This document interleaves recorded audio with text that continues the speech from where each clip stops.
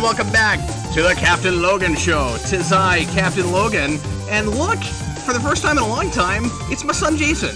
Hello. Jason, what are you doing here, man? I'm going to talk about video games. Oh, yeah, sure. We're going to do a little bit of retro game talk tonight, and that's why we have our wonderful special guest this evening from the Genesis Gems podcast, Aaron Hickman. Welcome to the program, Aaron. Hey, thanks for having me. It's the first time I think I've done a live thing with you, so it's great to be here. Yeah, I don't think you've been live before, and I know you've been in the comments once or twice, but I don't think you've actually been on camera. Yeah. I've been on the other side. I've been the one asking questions to you. Thanks, man. And Aaron is just like me, really used to answering a lot of questions, because he doesn't do a whole show that's just answering questions, but he has a lengthy segment in Genesis Gems called Ask Aaron. And Aaron, I'm sorry for making you just do your normal routine everyday thing, but this is going to be a lot more Ask Aaron, but also me. So this is like Ask Aaron rapid fire. I like it.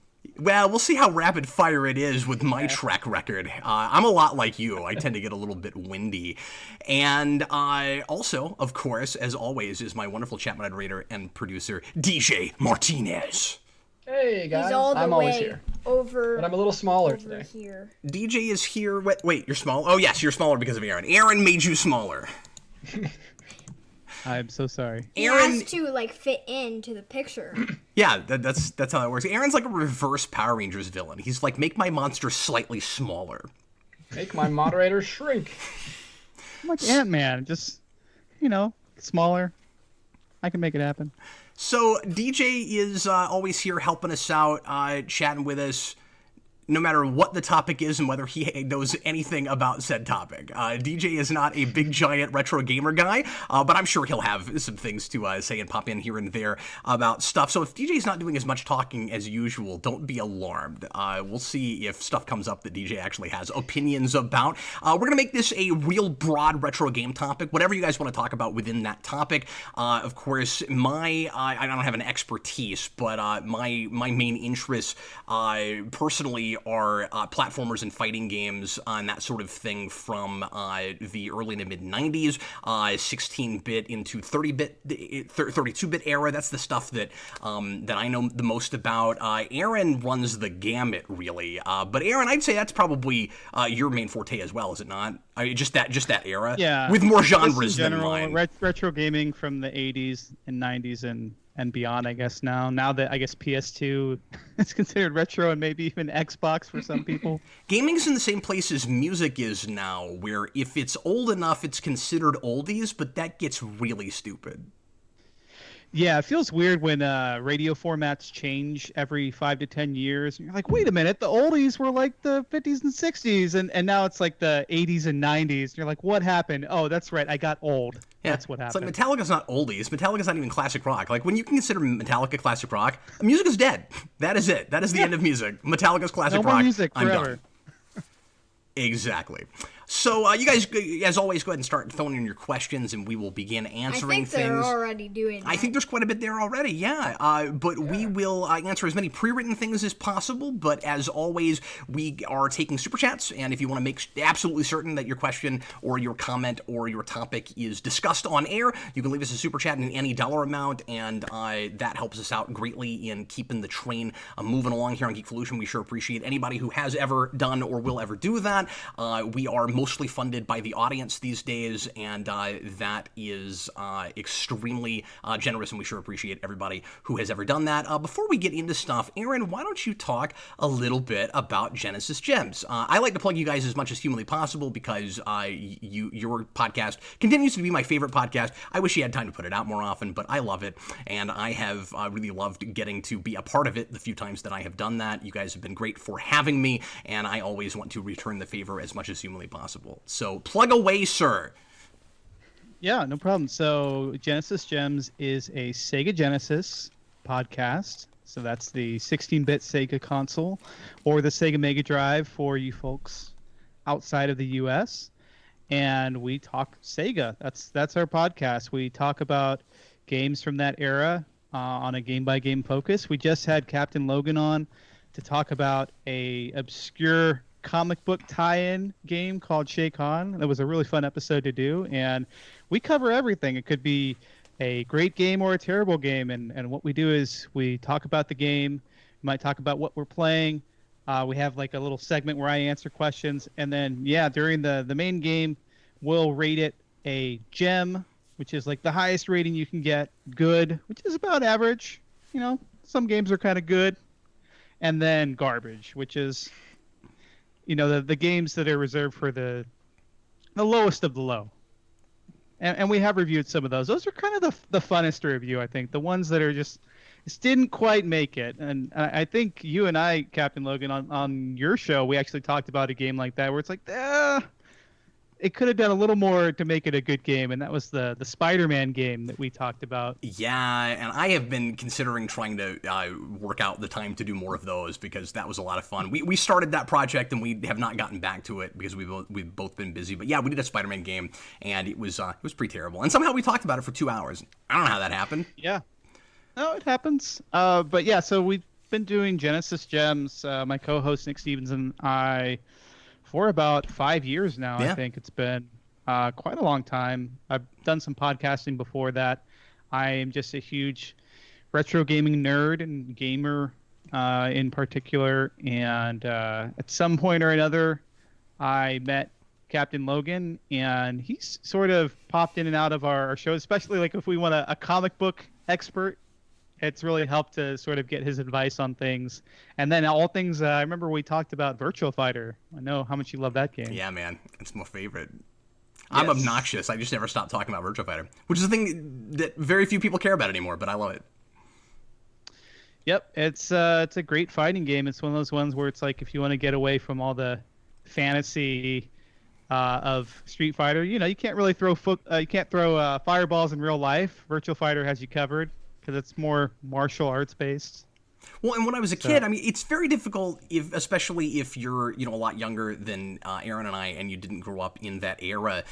It's difficult to appreciate how real that felt at the time. Because if you go back and play it now, of course, it's all polygonal and everything's, especially the first game. The second one is starting to have a little bit of rounder faces and stuff. And by the time you get to 4 and 5, they're still great games, but they just look like everything else. They're like, this is how 3D video games look now. So it looks like you're what's the other AM2 game that included some of the Virtua Fighter characters? Dead or Alive. It just starts looking like Dead or Alive. Yeah, I know what you mean. Where it's like everything sort of starts to bleed together, and it's hard to tell these games apart. Yeah, at some point, Tekken and Virtua Fighter started looking like each other, which was weird. But the very first Virtua Fighter, it had the low polygon count. It was the first 3D fighting game that I know of, true 3D polygons. And yeah, you're right. It was revolutionary. And, you had Street Fighter 2 at the time, and you had Samurai Showdown. You had some other fighting games, but this one sort of took it to another level that people hadn't seen before. And it's hard to say what a dramatic jump that was, but before that, there were hardly any 3D games. Most of the market was dominated by, these two-dimensional pixelated graphics. That's true. It's easy to forget that pushed the envelope for 3D games in general. Like, not just, it's the first 3D fighter, but it was one of the first 3D games and was very playable, which is kind of important. And if you think about it, it wasn't too long after just, fighting games were a thing in the first place. Like, that whole genre had not existed for all that long before we already went from Street Fighter to that, right? I mean, your first, true fighting game happens right at the turn of the 90s, 89, 90. And then, I forget when Street Fighter 1 came out, but Street Fighter 2 is widely thought of as at least the first game that anybody was really playing, and that, broke that mold and got a lot of other companies to want to also make those. Mortal Kombat is, 91? And then Virtua Fighter is 93, 94? The 94. arcade? I want to say Daytona USA was 93, and I want to say Virtua Fighter was 94. Isn't that wild? You're talking 4 years after that. That's absolutely insane. Anyway. And you had Virtua Mortal Fighter was Kombat. 94. It's crazy. Yeah. These are the kinds of tangents that Aaron and I are likely to just run off with ourselves with, as I'm why just you trying to introduce the show, but I can't even do that because things are already getting too interesting. Aaron really knows his stuff in this arena, not just his crazy catalog of games and like names of creators and names of the companies that make them that are in kind of like a card catalog in the back of his brain, but Aaron also knows video game music really well, and also the technical side of things. He can throw out the specs, and I don't know what he's talking about. And Aaron is also a chiptune composer, and the lead-in music tonight was composed by Aaron Hickman himself. And what was that lead-in music, Aaron? So that was called Intergalactic Space Mice. A friend of mine asked me to do a remix of a song he'd written, and I wrote a Sega Genesis remix of that song, and that's what you heard.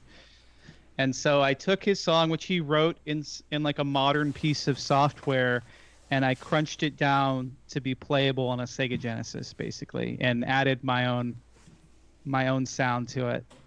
And actually, Aaron, if you'll throw me a link to your Bandcamp and stuff, I can get that in the Captain Logan Show notes in the description there, too. I just didn't think to do it right before the show, but I should have done that. So throw me that. I'll make sure and get that in the description so people can find your music as well. Okay, DJ, why don't we go ahead and start taking questions now that we have plugged the crap out of the wonderful Aaron Hickman. All right. I'm gonna do a pre-written here, Cap. Yes. And everyone else. Have you played any Disney retro games? Yeah, so mostly Mickey Mouse stuff. I was a big fan of Mickey Mania on the Genesis. I was not Very any impressive. good at that game, but it was beautiful. I'm terrible at Aladdin. You're terrible at Aladdin? Yeah. Yeah. I've tried it over and over again. I'm terrible at it. Genesis It's Aladdin? really or- hard. You talking about Genesis Aladdin? Either one's Yeah. kind of hard. Yeah. I played the crap out of Super Nintendo Aladdin as a kid, like just over and over, because I didn't have very many games. Oh, they were both good games. Both versions of Aladdin were great. Yeah, and because I'd say if you liked either ones, it's either way you played it, they were. I think the Sega Genesis version personally is a little better, but they were both good. well, games. and most people agree with you, to the point where I think the Super Nintendo game gets almost thrown under the bus now, where it's like the Genesis one is the one you need to play, which kind of implies that the Super Nintendo game's not good. They're both pretty decent. Or maybe more than I'm decent. disappointed that they didn't release, because that like re-release for PlayStation 4 is the Genesis version. I was disappointed it wasn't the Super Nintendo version, but I've never played the Genesis version, so. I'm sure it's great. I would say the main thing was the leg up that the Genesis version had was that they had the actual Disney animators Yes. working on it. So the look of Aladdin transferred really well from the movie to the game. As did the And Super music, Nintendo- because there's a lot of yeah. music in that Super Nintendo game that just doesn't even sound like it fits with No, that it was- movie. It was original music for the most part on the Super Nintendo version. There were a few themes that made it in, but the Sega Genesis, I don't know why that was, but most of the music from the movie made it into the Sega Genesis game. DJ, I do not know what's going That's on cool. with Yeah, your face. It's you like keep digitizing glitching out. and glitching out real bad. Would you just drop out and come back in and hope that fixes it? Because that has worked before. Sure. How would I come back in? Can you send me the link? You should be able to just call this call. Oh, okay. I'll figure it out. If not, if I don't see you in a second, I'll just call you right back. We can keep riffing on retro Disney games. That's what we'll do until we get you back. Because without you, we have no Okay. questions. Because we can't read. We're illiterate and we can't read. Okay. No, never. Thanks, man. Okay, we'll Words try. are- Okay, well now we don't have to deal with that guy anymore, Aaron. It's just you and me and my kid. Okay, no, Okay, so he's coming back. did you Now he's on the play- other side. Oh, Oh, and he's back. And he's gone. And he's back. And he's on the other side again. Anyway, I'm sorry. What were you saying, Aaron? okay. So there's a common theme with retro Disney games, which is that they're all extremely hard Yes. for the most part. So you got Aladdin, Lion King. For my money, is almost unbeatable. And there's kind of a reason for that, and I've read interviews about this. The reason why they did this is because back when rentals were a thing, kids would return games right after they beat them, and they thought, oh, let's just artificially inflate the difficulty. Kids will rent the game, or they'll buy it, and they won't be in such a return to have their parents go and return it or trade it in for something else. So. And it worked, too, 4 hours. because I remember, and Disney wasn't, of course, the only house doing that. I think that probably explains why a lot of games, especially in that era, were as difficult as they were. Because in the 80s, you had Nintendo trying to force rental companies to not even be able to carry their games. They tried to make it illegal to even have video game rentals. So once you got past that, and the Supreme Court decided, no, you can totally have video game rentals, that must have had a lot to do with why they were inflating the difficulty. I never thought of that, Aaron. That makes a lot of sense, because you blew my mind with that, because now I'm thinking of all these games that I'm like, well, maybe that wouldn't have been as difficult if only it wasn't for they're trying to get me to go back and re-rent games over and over again. And like I said, it worked, because I did that. There were a lot of games that I rented probably 19 times that I couldn't afford to buy, just because I couldn't get through them. Like Super Star Wars. Yeah. Hey, good call. Those games are really, really hard. Much harder than they should be. I can't get past like the second stage of any of those. I can't get past the first stage of any of them. And there's not a lot of stuff that is, especially from that era again, Aaron, as beloved and also hated as that simultaneously. Like, the difference between that and Silver Surfer is hard and people think it's unfair hard and they get really angry with it. And those games are, I think, also kind of unfair hard, but people always, what you hear unanimously is, these are impossible. I love them. I will say Silver Surfer is in its own category of pain. I have seen the ending of that game, but you seriously have to have like a rapid fire controller because yeah, you're I going was to be using that as an smashing example as like an unfair hard game. B button, yeah. There's just so much. So I guess did we get DJ back? Yes, he's with us and not glitching out yet, and on the other side of you for some reason. Yeah, because he came in again. So real quick, I guess that would be the reason. God, there's no mystery left in life, Jason. Let's just make it the Jason Logan show. The Jason Logan show. That's hilarious. You should make that logo. So anyway, We'll do. I wanted to mention a couple other games. So I mentioned Mickey Mania, which was gorgeous when that first came out and blew my mind. Kind of like Donkey Kong Country would later. It was one of those games, and Toy Story had this too, where it was like, I can't believe this hardware can do this. That was super impressive, and it was really clever in going back to old Mickey Mouse cartoons and making them video game levels, and each of them was rendered perfectly in the style of those cartoons. It was a really quality game. Other Disney stuff going, into even later era. I'll go back for a second. I never played the Mickey games on Genesis, the Castle games. Yeah. Castle of Illusion's really good, and World of Illusion's a really solid co-op game. Capcom made several Mickey Mouse games on the Super Nintendo and ported later to the Game Boy Advance. So they're all quality titles. There's even some original Game Gear stuff out there. Yeah.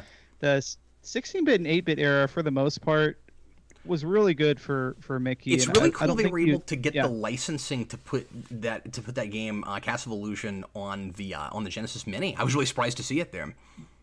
Wait, that's on there? Yeah. I should play that. Yeah, so I started it finally because I had never played it, but I haven't gotten very far yet. It's okay. Here's the surprising thing about that. There was a port to the Master System, and it's a completely different game. It plays a little bit more like Mega Man, in the just the level structure and everything. A little bit more than like Mega Man than the Genesis one does. And some people actually prefer the 8-bit version of that game to the Genesis version, but that's neither here nor there. I think I told you about this, Aaron. I finally got a Game Gear recently, and I've already started buying games for it. And I think I've got 14 games for that system already, because Game Gear games are cheap. It's one of the few old consoles like that where a lot of the games you can still find for $3, $4, $5. And I got the Mickey game on that, and I haven't played very much in that yet either, but it looks really solid. Yeah, those are solid games on there. There's a Donald Duck one, Mickey Mouse. Some people might say these are kids games, but when they're that solidly made, I'm not complaining. I'd still play them now. There's also a weird amount of comic book games that were only released on Game Gear. Like there's an That's X part of Women. why I wanted one. Wait, what is that? There is if that's the one I'm thinking of, there are a few X-Men games, and I want to say X-Women is an X-Men game, and I'm trying to It's think actually I called thought- X-Women? Yes. We've never even had a comic title called X-Women. Okay, so And it's brand okay. Marvel X-Men? Okay, yes. So I'm mixing this up a little bit. Okay. But there were a few X-Men games on Game Gear that were only for the Game Gear, and then there was an X-Women game that was planned that never got released. Okay, there you go. But they were going to call it that, X-Women. It was gonna be called X-Women. That's fantastic. Real quick, have you ever played, I know this is a little bit later, but have you ever played Epic Mickey?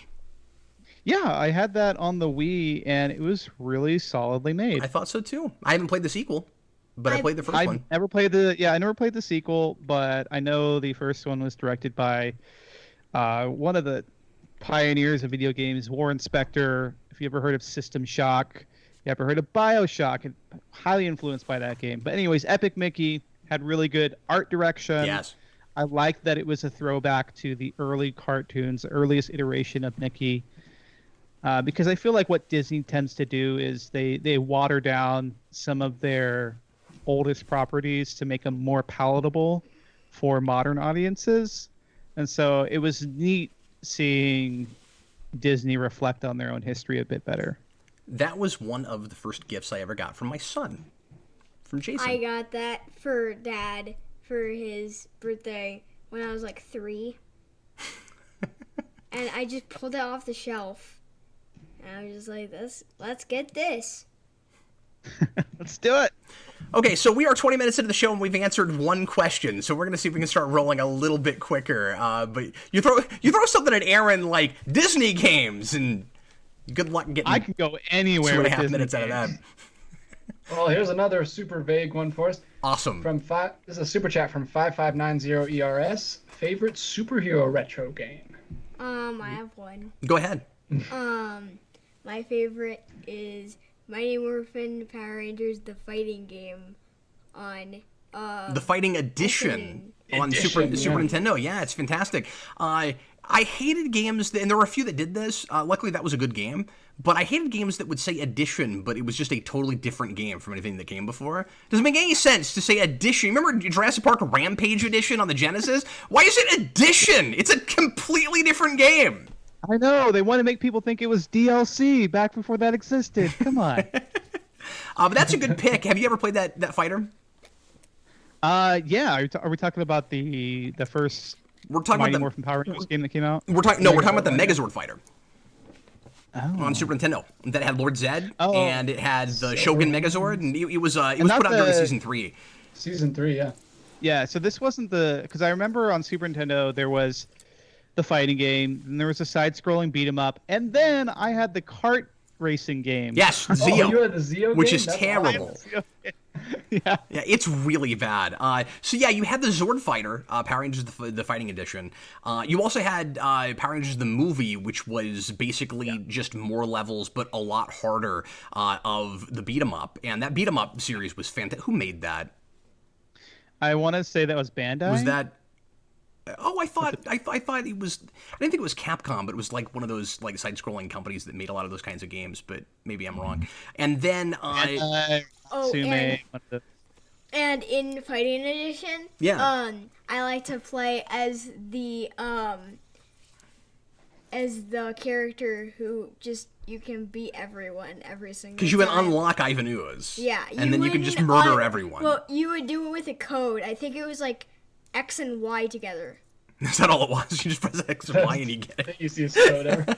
I'm pretty That's sure that's awesome. what that was. That's really funny. That's like Marvel vs. Capcom levels of And, special moves. and then the Genesis had a fighting game too that wasn't as good, but Yeah. was really early. It was one of the first Power Rangers games that came out, and then it also got a side-scrolling beat 'em up for the movie, which was a different game and had I don't know if you know this, DJ, but it had Wasserman music in it.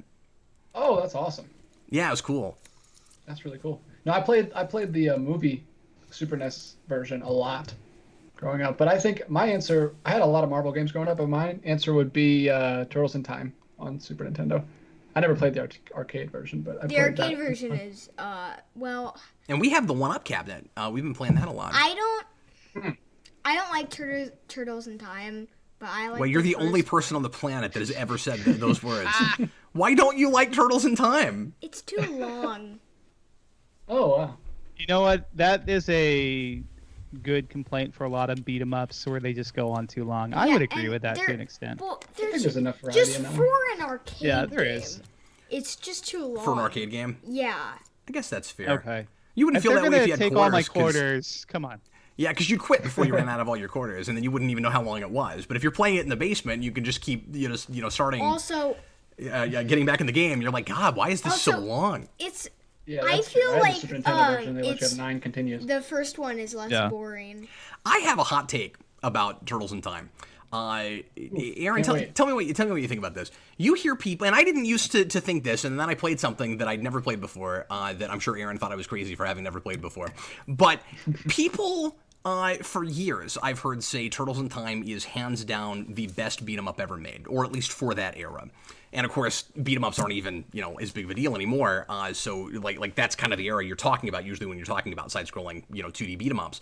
And I really, this is my hot take. I think most of the people who say that haven't actually played a lot of beat 'em ups. Like, I think true. I think that's one of the best arcade beat 'em ups. Like that and The Simpsons are like neck and neck, right? But Right. or at least of the stuff that was usually in arcades in America that you would find readily, right? Yeah. Then I played Streets of Rage 2, and I said, "What the heck is anybody talking about? I don't understand that. It's so much less repetitive than Turtles in Time. Yeah. Like I like Turtles in Time a Better lot. moveset. I think everybody's just talking about aesthetic and music and colorfulness, and I think that's what we're talking about when we talk about how great Turtles in Time is. No, but gameplay, pound for pound, every character in Streets of Rage 2 has a different move set, a different special move, different ways to attack enemies. Just the way that enemies kind of circle around you to give you space.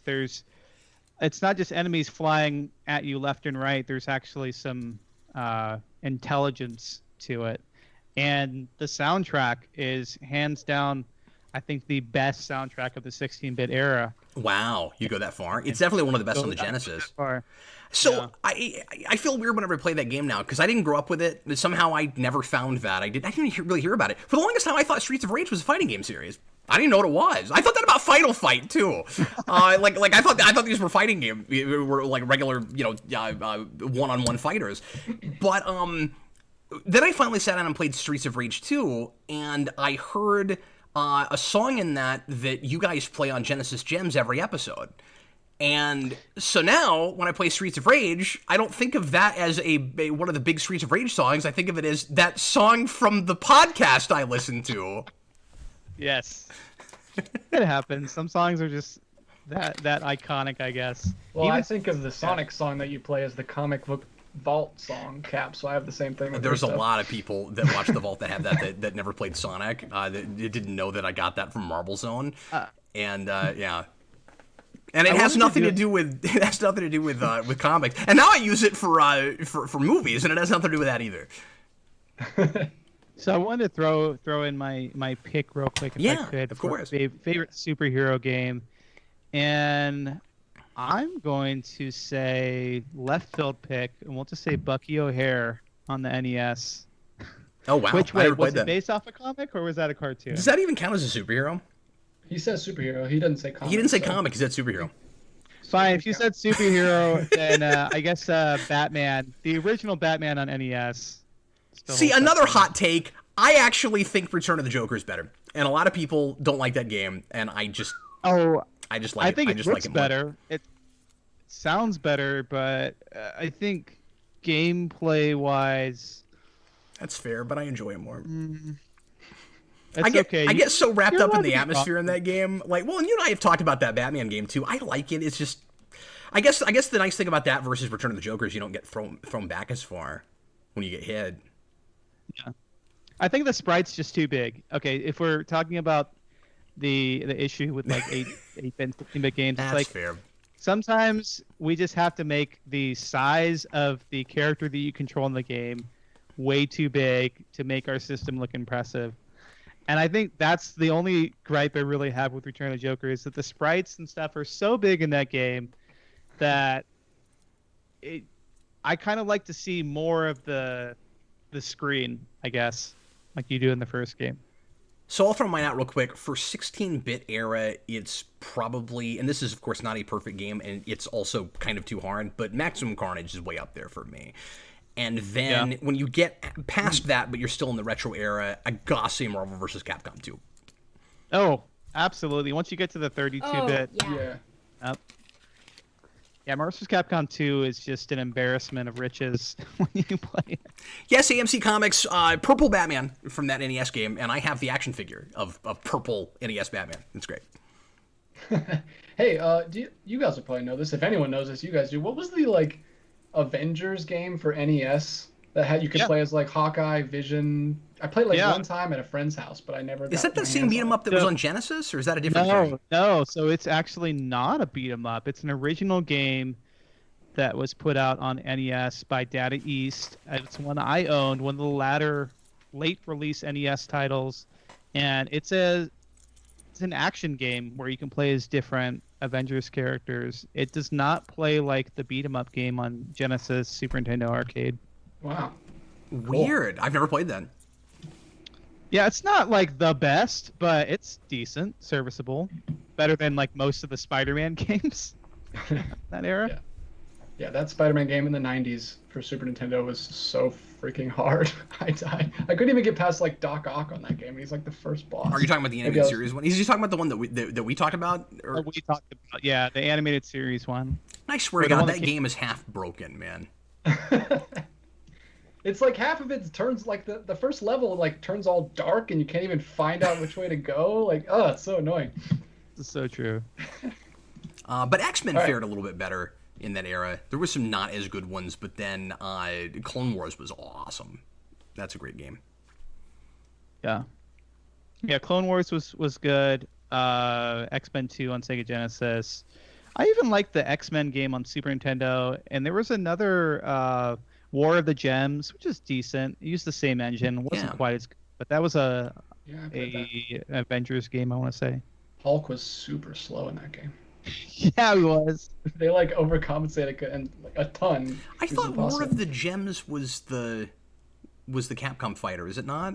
What was that one called, Jason? The X-Men fighter. Was that Children of the Atom? Children of the Atom. There you go.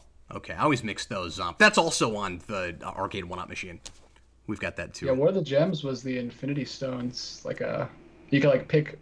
You had to pick a different character for each level. It was kind of like that X-Men Arcade's Revenge. What was that game called? I don't know. I had some X-Men game where each character had their own level. Spider-Man. Yeah, Spider-Man and X-Men, which is not the best game. AMC Comics, they made a Funko NES Purple Batman also. I don't think I have that one. I collect all the Batman Pops. Do you know about this, Aaron? I've got 100 Batman Pops. Yeah. It's ridiculous. Should I go check if you have it? No, you're good. But I don't remember seeing that one. I think you do have that one. I think I have one that looks like that, but I didn't think it was specifically NES Purple Batman. I don't know. Anyway, I'd have to go look. I have seen the Mecha one. Yeah, I've got that one. Yeah. I haven't seen the Pop one. Yeah, I didn't. If that is a thing, I didn't realize it. Anyway, okay. Well, next question. Let's see if we can answer some questions a little bit quicker. That was pretty over. Are you just doing DJ's job for him now? Yeah. Oh, okay. Well, the next. Do you want to read? I don't know which. I have to go in order, Jason. I don't know which one you're talking about. No, I can get to them. Okay. The second, you can read the second one. It's not even a question. Yeah, read the second one, Jason. Mortal Wombat. Edward Medora says Mortal Wombat. I remember that. What do I remember that from? Was that Tiny Toons? What was that?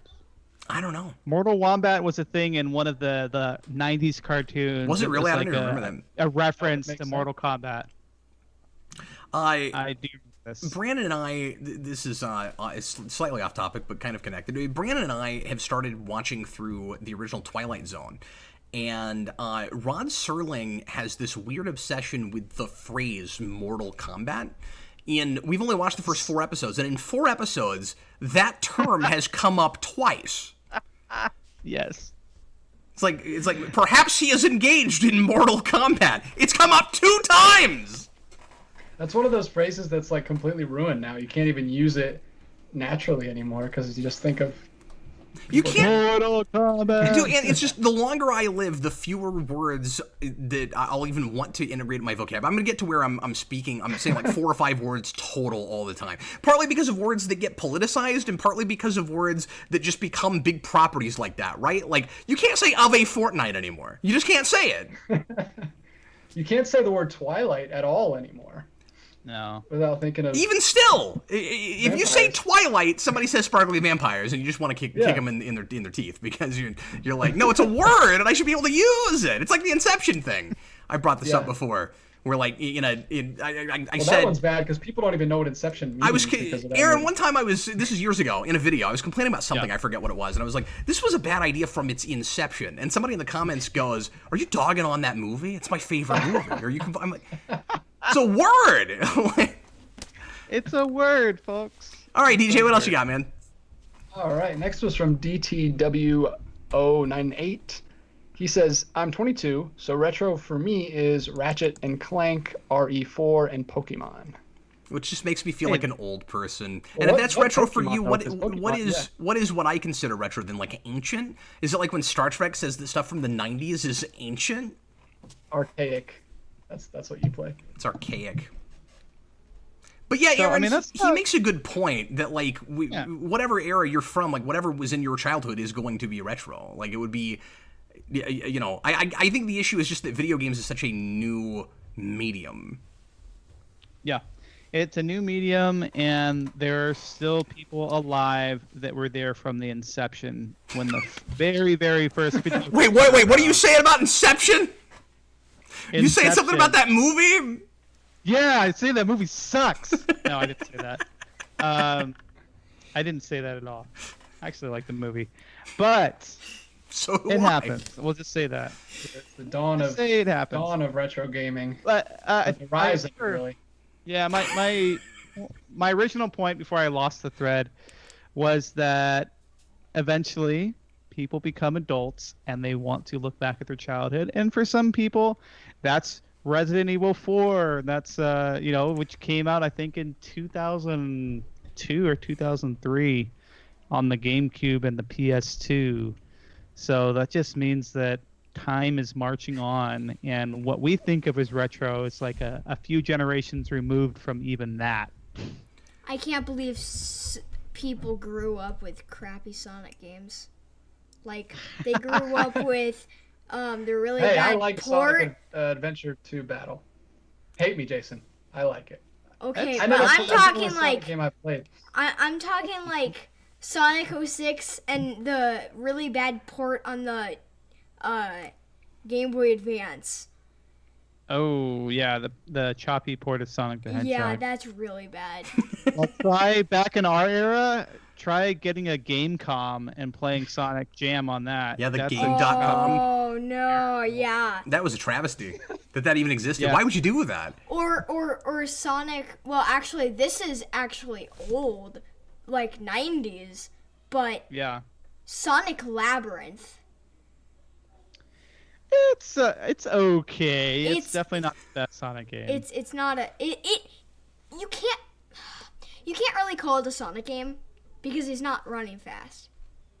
That's true. That's kind of the same argument for Sonic 3D Blast. Sonic 3D You can Blast, run yeah. fast, but But that that runs one is also slow. very divisive. So before the show started, how far in are we? We are 38 minutes in. Before the show started, I made this prediction off camera. I said that at some point during the show, Aaron and Jason were going to get into some tangent on their own that they were going to leave me out of completely. I have never heard of Sonic Labyrinth. I don't know what that is. You don't know what Sonic It's on Game Labyrinth is? Gear. No, I don't know about that. You haven't lived. Oh my god. It's on the Game Gear? Don't get it though. But I have a Game Gear, so I can get it now. I'm going to give it to you for Christmas. Okay. Try playing. I played a little obscure Sonic game called Sega Sonic the Hedgehog. Yeah, I know The about that. arcade one. That was an arcade game. In Yeah, fact, that SNES Drunk just reviewed that a couple weeks ago. I had not seen gameplay of it before I watched that video. Ooh. That is a weird game. What about that? It looked very strange. What about that Japanese one where you're like Sonic in this like Okay, cop car. Real quick though. And- I mean, it's all Japanese. Right. Yeah, okay. But it was only released in Japan. Oh, I see. Okay. And it was like this like Sonic was like running around. He's like this cop, and it's What? it's so weird. And it's Aaron, like do you know what he's talking about? trying to arrest Eggman, and it's the weirdest thing. I don't remember what it's called Are you anymore. sure this isn't some strange dream you had? No, you can sounds like look it weird. up. I don't remember what it's called. But how would I look it up? That Japanese but not released in America Sonic game where Sonic's a cop No, arresting Eggman. Is that how I look no, that up? Sonic That's what I'm Cop typing into Google or right now. something. Oh, just type in Sonic Cop. Or yeah, like from like the 1990s or something. Sonic Cop from the 1990s. The one Waku released in Sonic, Japan. Waku Waku Sonic? Yes, yes, no police. Yes. No police. Aaron, I gotta know. Did he just stump you with this? I don't think I've ever played this one. No, but have you ever and heard of there's it? probably a reason. And okay, so it came out in You totally stumped Japanese him. arcades only. You got him. He's not gonna admit it. but You Yes. stumped him. Okay, well, how about this? I'll have to stump you. Have you ever played Sonic Eraser? Oh, Eraser. yes, that's what that is. Sonic Cop. Yep, that's Waku Waku. Sonic Sega No Police or something. Whatever it's called. Whatever. Looking at it now, it looks amazingly awful. I just knocked my headphones off. No, this is one that I missed out on apparently. It's a children's ride released in December Waku Waku 1991 patrol exclusively in car? Japan. That's what they should have adapted the movie off. Caution. That. This footage is not for me. Stop that. Hold on. Oh, look at that. Why is he in a car? He's Sonic. Well, that's always the question in racing games and stuff too. The best canteen ever.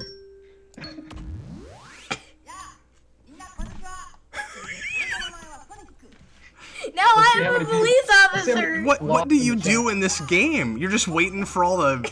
Are those even flickies? I don't know that it's a game. It was an amusement ride that had a video component. It sounds Oh, like. well, that doesn't count, Jason. You didn't what? really stump him then. It's not actually Wait a a video minute. game. What? Is it an actual video game or is it an amusement ride or do you actually get to control the car? It looks like you do. The way he's moving you around do. looks like no, a video game. no. Look, there's an image. If you go to Google Images, you can actually see like the actual like arcade machine. That's fair. Like Okay. I think.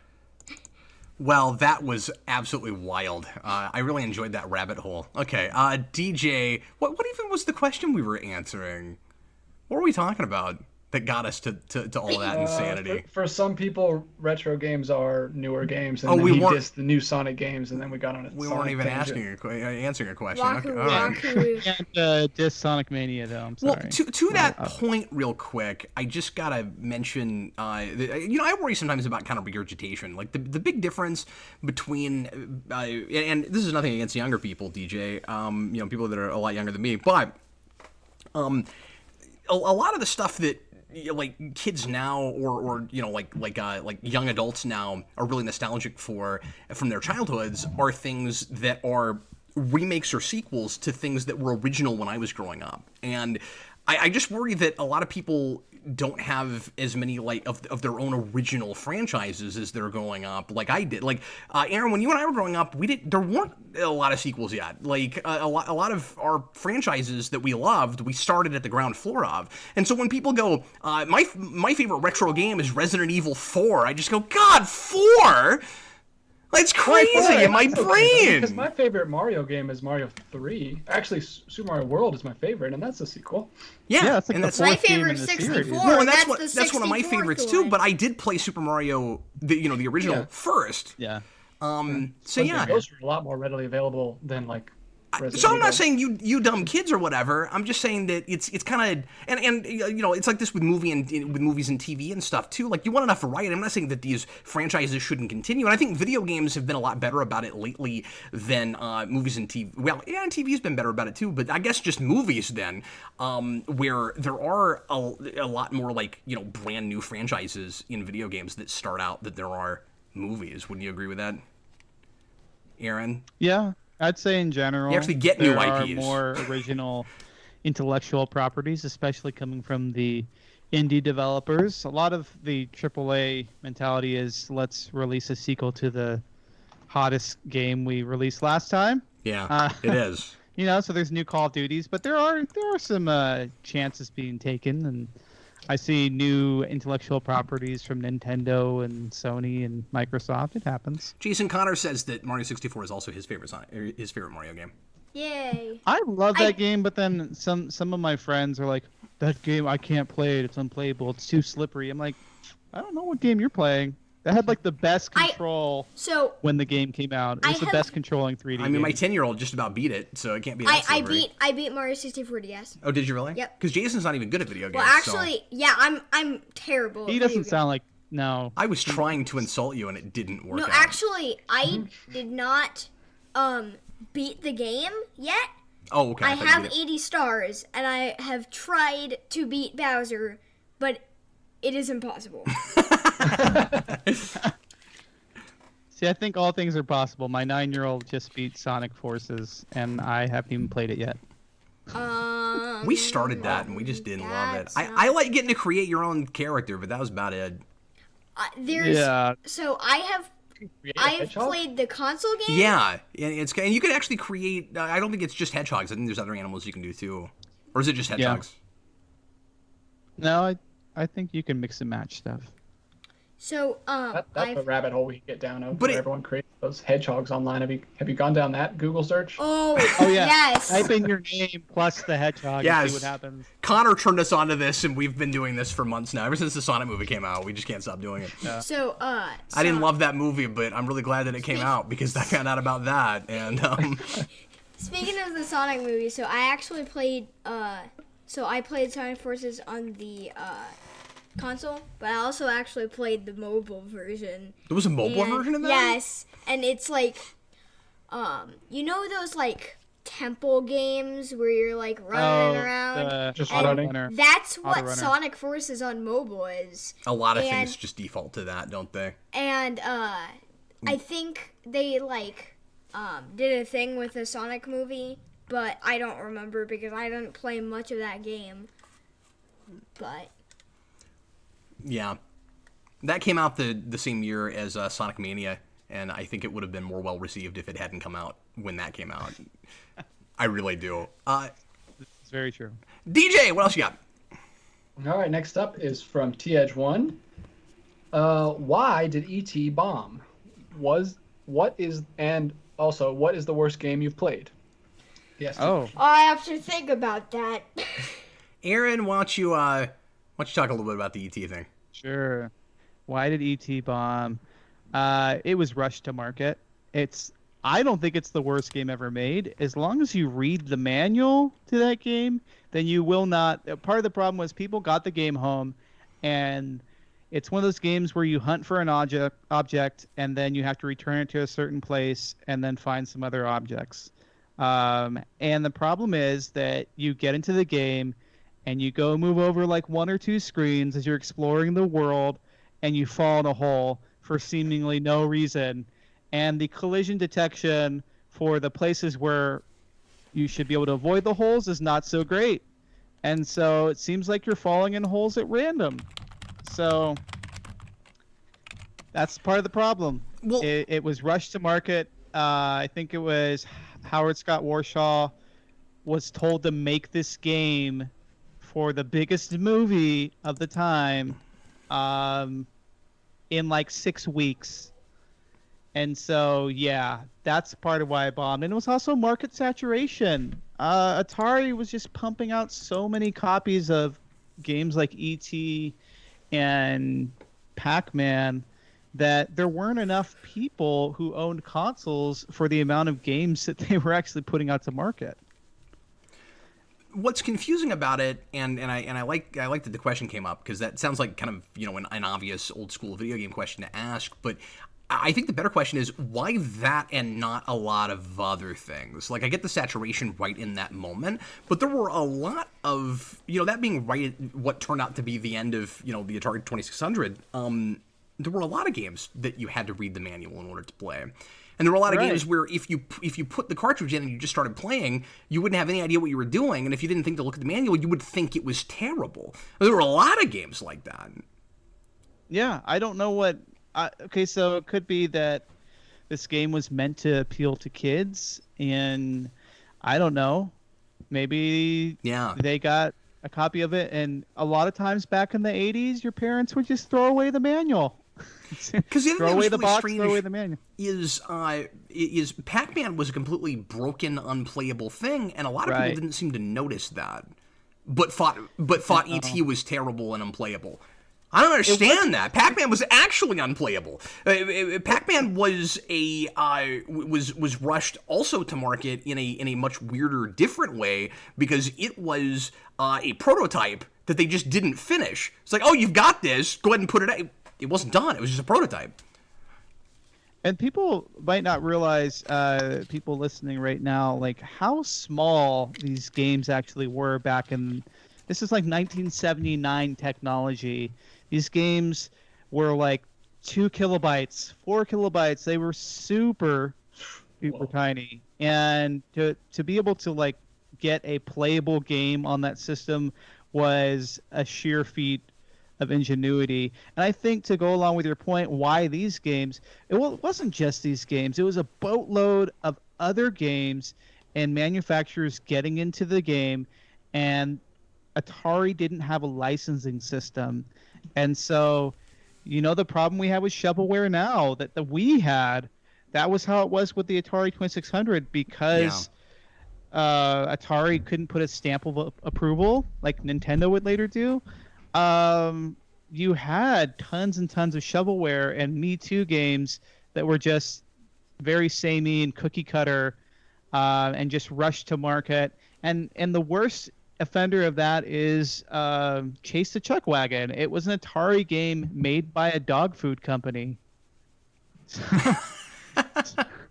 So like, you didn't have just imagine that mentality. Any oversight at all. Right, there was no oversight. Video games were kind of a very young market, and so many people thought they were a fad, like many other toys of the time. And so there was just a glut. You know, there were too many games out there for this one system for people to choose from, and so it was probably hard to figure out, like, okay, what's actually a good game? You know, with so many games. That's a really good point. We have no modern conventions. Like, what should the conventions be? Right. Yeah, what that's a great point. A good game? I can name half a dozen like really good games for that system, but there were also like over 1,000 games on there, and many of them do not pass any quality bar. And I think there was an identity crisis with video games early on, where that it could not decide that industry if it was a toy or if it was a computer program.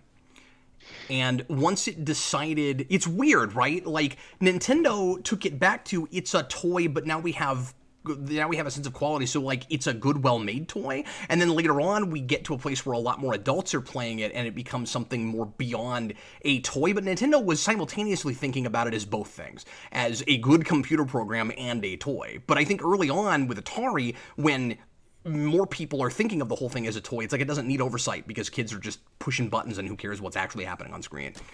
Right. It's all space shooters and, you know, these Twitch games. It wasn't until, you had things like the NES, but then you also had computers, the micro computers of the 80s that were coming out with more sophisticated games that really drove what kind of experiences you could have. So that's how you ended up having things like slower paced role-playing games, and you're able to have like these point and click adventures and things of different styles of gameplay that weren't just ports of arcade games. It really had to evolve. But at that time, that was hitting a really niche market, right? Like, Nintendo had to make parents think what they were buying was a toy before they could bring the market back. And so then, eventually, after that, the kinds of things you're talking about started to get popular again. But I think in the early to mid 80s, right after the crash, you had, like, college kids playing those kinds of games, but they weren't, like, mass marketed the way Nintendo would be in just a couple of years. No, okay, and part of the deal with I'm holding up an NES right here, right now. Yeah, so you notice, like, the original NES kind of looks like a VCR. Yeah. And that was by design. Over in Japan, it looks like a toy. In America, they wanted it to look like an appliance because they wanted to fool people into thinking that this isn't a toy. It's an entertainment system. It can do so much. When it's really just there to play video games. But yeah, initially, and then they added Rob to it, and that's when it started selling. Yes. Like, so they initially packaged it like, oh, the strategy is it better not be a toy, and then they realized, no, it needs to be, but we already have this casing, so what do we do, right? So you're right, it looked like it was made by Sears. Yeah, and Sears was in the market of making consoles for a little while. Yes, they were. They made their own variants of consoles. That was a thing. So yeah, it makes sense why it would look this way. Sorry, super tangent somewhere. I think we had the thread there talking about ET and we started with ET and then it just became the history of the video game crash and a debate about the strategies of Nintendo. I will end on this note. Yeah. Nintendo was originally going to be released by Atari until the deal fell through. So there's a bombshell if you didn't know that one. Yeah, I forgot about that. Well, and that whole sordid history with Nintendo and attempts at getting in bed with other companies is very interesting. We won't fall down that rabbit hole right now, but no. We've got so many more questions, I'm sure, to cover. Look into what the PlayStation almost originally was, if you don't know about that, because it's very, very interesting. Because the PlayStation was supposed to be a Nintendo system. Yeah. Oh yeah. And there's a prototype. Ooh. And intriguing. It looks like we never got around to answering his second. Oh, goodness. Which is okay. The worst game you've ever played. Yeah, Aaron, what is the worst? What would you call the worst retro game you've ever played? Probably Tax Avoiders, also on the 2600. The heck is that?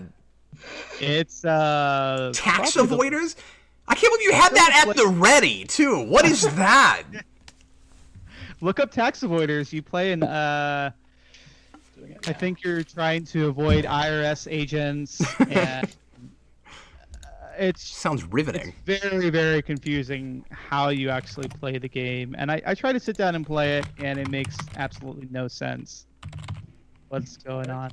600. Tax Avoiders. Now we're going to take a look at this. Oh man.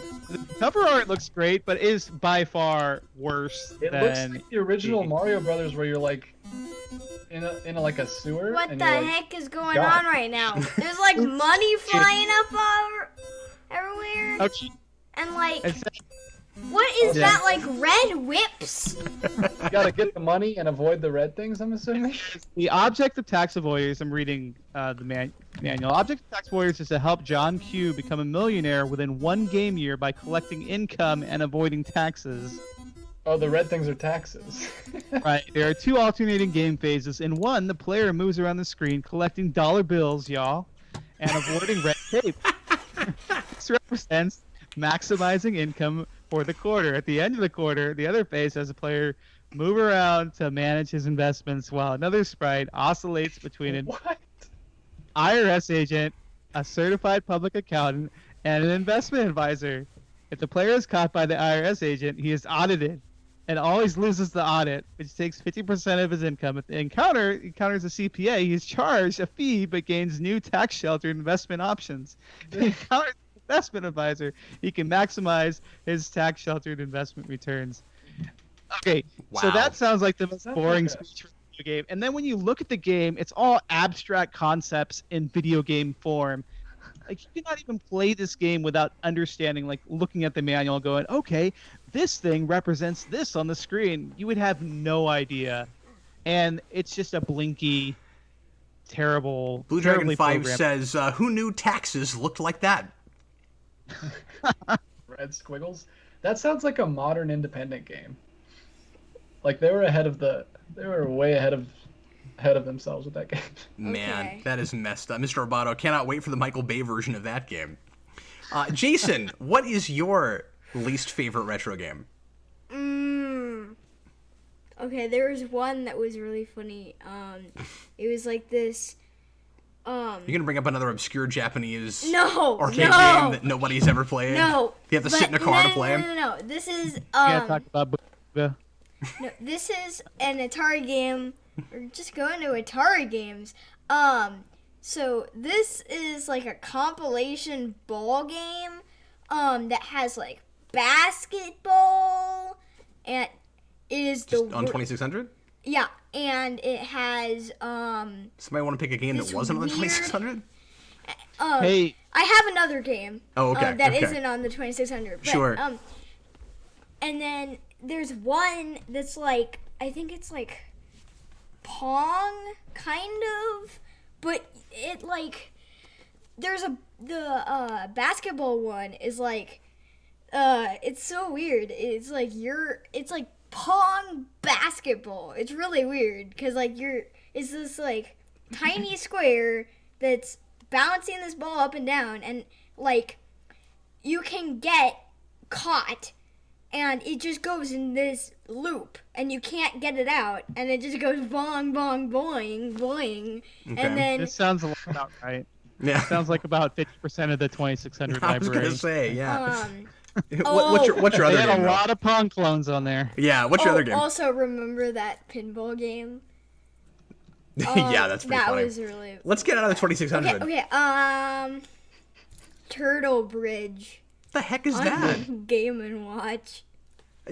Oh, Why are we just throwing like really old stuff under the bus? Right? Okay. Let's go to on, let's catch up to where Aaron and I mostly wanted to go today, which is more 16-bit stuff. Okay, is there even a bad game that I've actually played on that?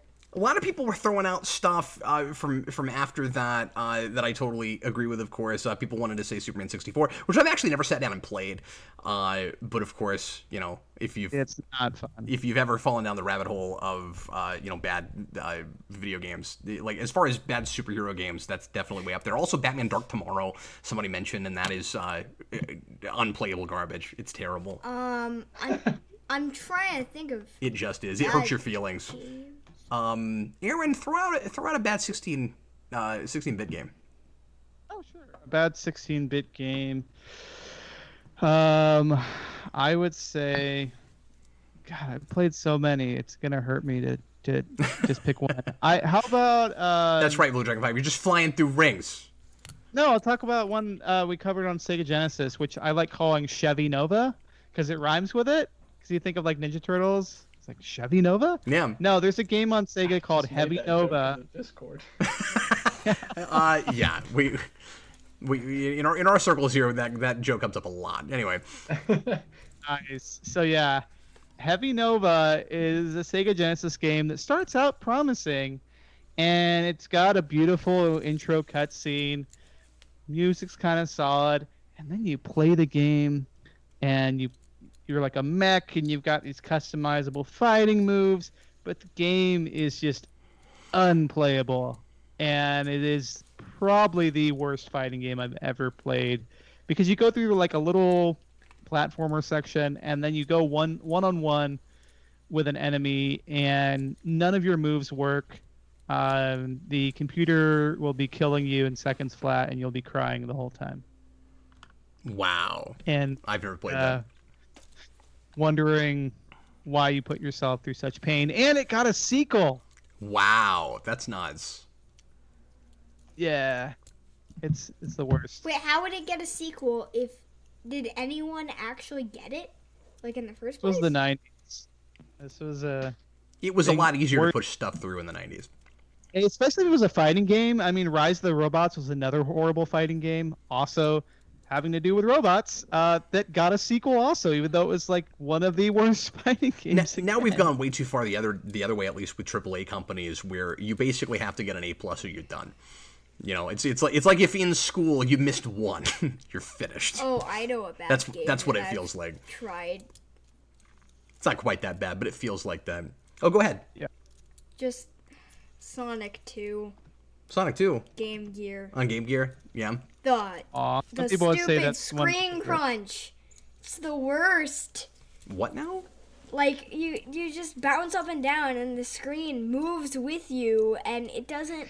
I don't like it. That might be more of a limitation of the system than the. But also just don't jump that high.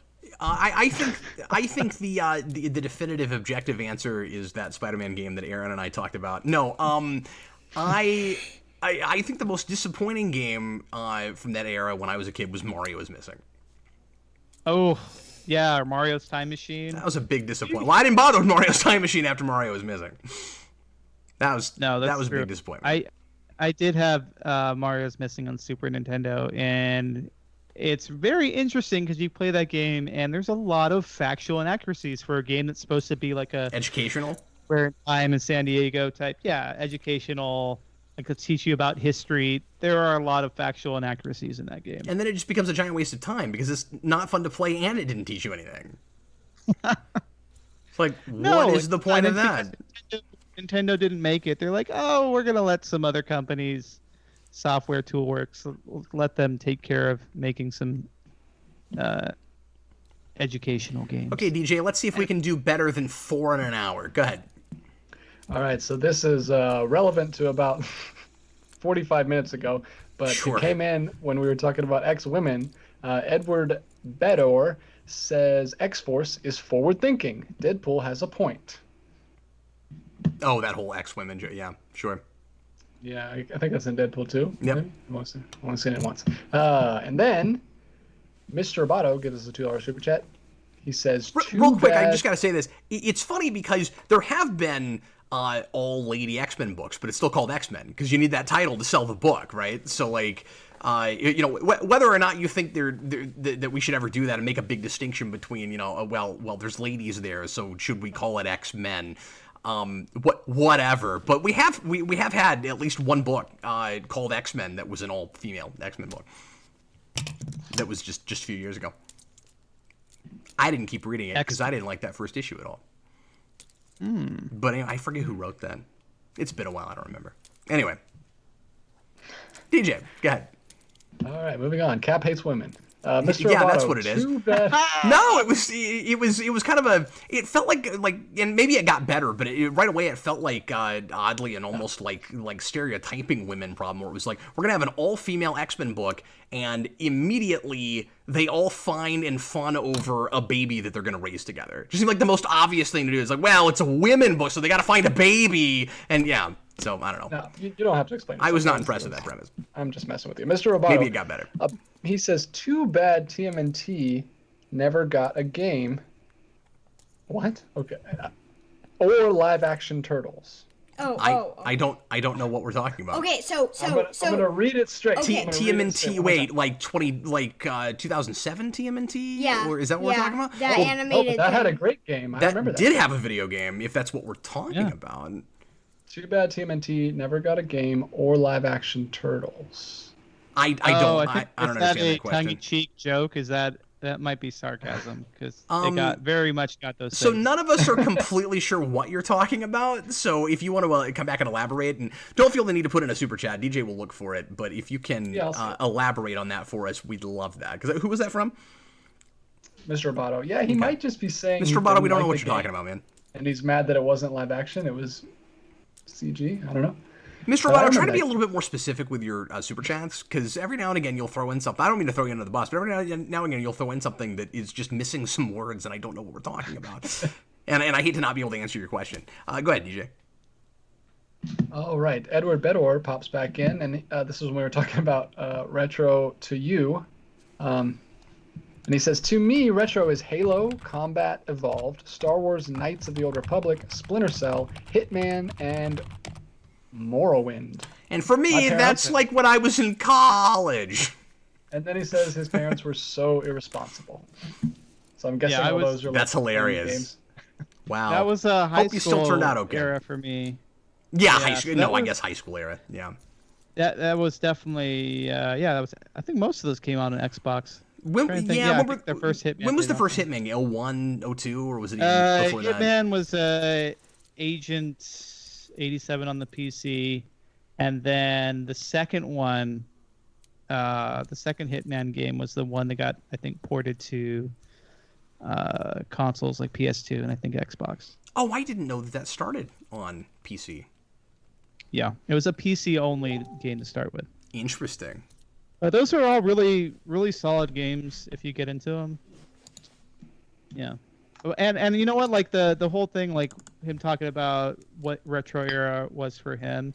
Yeah. Looking back now, those can be considered retro to a degree. Yeah. Definitely for people where it's like they were literally kids when they played them, and they were coming up, and now they are full-grown tax-paying adults. So That is becoming kind of a relative term, isn't it? Or maybe it always was, right? Like retro for me may not be Tax the same avoidant? thing as retro for a younger person, because I mean, like it's really easy for those of us like late 20s, early mid 30s, even me now mid 30s, to like look at younger people and be and almost scoff like, God, really? Like that's your retro? But then there's people in their 60s doing the same thing with me. Where you're like, pfft, Annie ass. I remember when you couldn't get a console at your house. You had to get out and leave and go play video games at an arcade, And then, like, their parents would be like, video games? Like, we used to play chess. What's wrong with you? That sort of thing. Or maybe my girlfriend was not allowed to play video games at all growing up, so that happens too. Oh, Edward Bedore says that he didn't turn out okay. He became a raging psychopath that hunts down and murders people who disagree with him on the internet. So basically run of the mill. Yeah, sure, yeah. Just every gamer Yeah, what's alive. Oh, Jason just wants to run right past them. He's like, all right, sure. So that guy's killing people. Let's move on. Yeah, that's It was because a, I don't it was a like. joke. I don't like when people kill people. It was a joke, though. He's not actually killing people. Yeah. No. I'm not a fan either, Jason. I like cobras, but I don't like when Boy. actual people kill people. Jason's hot take on crime. Welcome to the jungle, baby. You're gonna live. I'm so glad we brought Jason onto this program. DJ, what else you got, sir? I would like to move forward by moving backward. Mr. Roboto clarified, and I still don't know. Okay. He says missed TMNT games, so I guess he missed those games. So he didn't. know Oh, I about see. that. Okay. And he might actually be talking about the TV show because it also had 3 games that I played a lot with my brothers. And he says in the live-action Turtles show that rivaled the Power Rangers did not get a game, which is true. And also, thank God. Because the would have, Power like- Rangers it would have, games like, were spring already sound hit or effects. miss enough. I mean, there were a lot of decent ones, but, like, I don't know what Bandai could have done with that. Like, That would've been interesting. Also, Also, I they want to don't issue a fight. slight correction. yeah, what's that? I said Agent 87. I meant Agent 47. 47. Sorry. Right. People were shouting at you in the or cinematographic was. Aaron, you're just going to need to subtract 40 from your agent. So it was Hitman Codename 47. That was the very first Hitman game, folks. Cinegraphic says Jason Logan for assistant district attorney in Kansas. Love it. His Love it. his platform is, I still like it when people murder people. This is all. It's a platform we can all agree on. Yeah, I'd vote for him. Objection. In a divided nation, we can all agree on that. So this what was I gonna say? I can't remember. DJ, let's get another question. All right, the last super chat that we have Yeah. so right now is 5590ERS. Have you guys ever played Incredible Hulk Ultimate Destruction? I've heard on the that is PS2, Xbox PS2. game? Yeah, I've heard that's Yes. brilliant. I've never played it. Oh, you haven't? No, Oh, I haven't. Just kidding. That's where you get the the reference in the Incredible Hulk movie where he breaks the car in half and uses it as boxing gloves. You can do that in that game. You can do all kinds. That's the only thing I know about it because it's on the cover. You can like surf on buses think. and you can like rip globes That off of buildings game- and bowl with them. You can do anything. It's crazy. That game is insane. And those same developers took that concept and they made the prototype games, which I didn't like as much as Hulk. And maybe it's because it was just, I don't know. I like the Hulk IP. I thought it was the best Hulk game. Prototype seemed a little generic, Aaron. Awesome. You're right about that. Ooh. Yeah. I mean, there I were played a already couple of hours of that first several game, games and like that. I thought it looked okay. Well, it was also there was another game that played kind of like that, like an open world comic book abilities style game already out there. What was that? And yeah. so, I know what you're talking about. it's gonna come to me, and someone's gonna be able to remember it better than I am. What was it? Oh, Infamous. Infamous. Says Yeah, Mutale. it was. Yeah, and Infamous. I've never played that. What's up? Yeah, and that was Actually, early. never Ultimate mind. Destruction was only a year after Okay. Spider-Man 2, so it was just a novelty to still have open world superhero games. We're still talking about Hulk Oh yeah, games. of course. Yeah. What about Hulk? Hey, Hulk! That was absolutely the best Hulk game because before that you had like Hulk on the Super Nintendo and Genesis, which wasn't great. Hulk on the PlayStation and Saturn, which was terrible. And then you jump to the Hulk movie game, which was not very good. Oh, that was terrible. And then we finally got Ultimate Destruction, which was like, oh, hey, we actually get what Hulk's about. Let's take this open world GTA type concept. Did they just lose the that license everyone or was trying to something? do. Because as much as people like that, you'd think they might have made more. That's a good question. I don't know what happened to. I mean, you saw what happened to Hulk. He got the short shrift. He was not ultimately part of the MCU, at least that movie. Yeah, that might have got tied up with licensing. Well, because with the movie, it was because of Universal distribution licensing, but I wouldn't think that would have affected the video games necessarily. But it might there have. there was a movie video game in 08 that Right. borrowed a little bit from Ultimate Destruction, but it wasn't as good. Oh, did it? I didn't know that. Yeah, I never played that one. Jason, were you gonna say something? Yeah. What's I up? have a question. Yeah, Jason has a question. What did you ever play? And I haven't played, but have you played a game in the 90s where you can play as a vampire? Yes, there are definitely many games where you can play as a vampire in the 90s. We'd have to get more specific. Legacy of Kain. That's a good one. That's one where you definitely play as a vampire. Were you thinking of something specific, No, or were you just wondering if that was a thing you could do? I was just thinking of like if you guys have played. Oh, okay. Yeah. Because Yeah. I haven't, but I know of a game. Are any of the Castlevanias that way? Where you play as an Yeah, actual so vampire? Castlevania 3, you get to play as the son of Dracula. He's one of the swap-in characters, Alucard, which is Dracula backwards. Because I knew Alucard was a major character in those games, but I didn't know if it was playable that early. Yeah, and he's also one of my favorite, maybe my favorite game of the late 90s, which is Castlevania Symphony of the Night. You play as Alucard again. Mutalia says there's a And, vampire game coming this year Jason might like, but that I wouldn't let him play it. Oh, yeah. I don't know what that is, but apparently I wouldn't let him play it.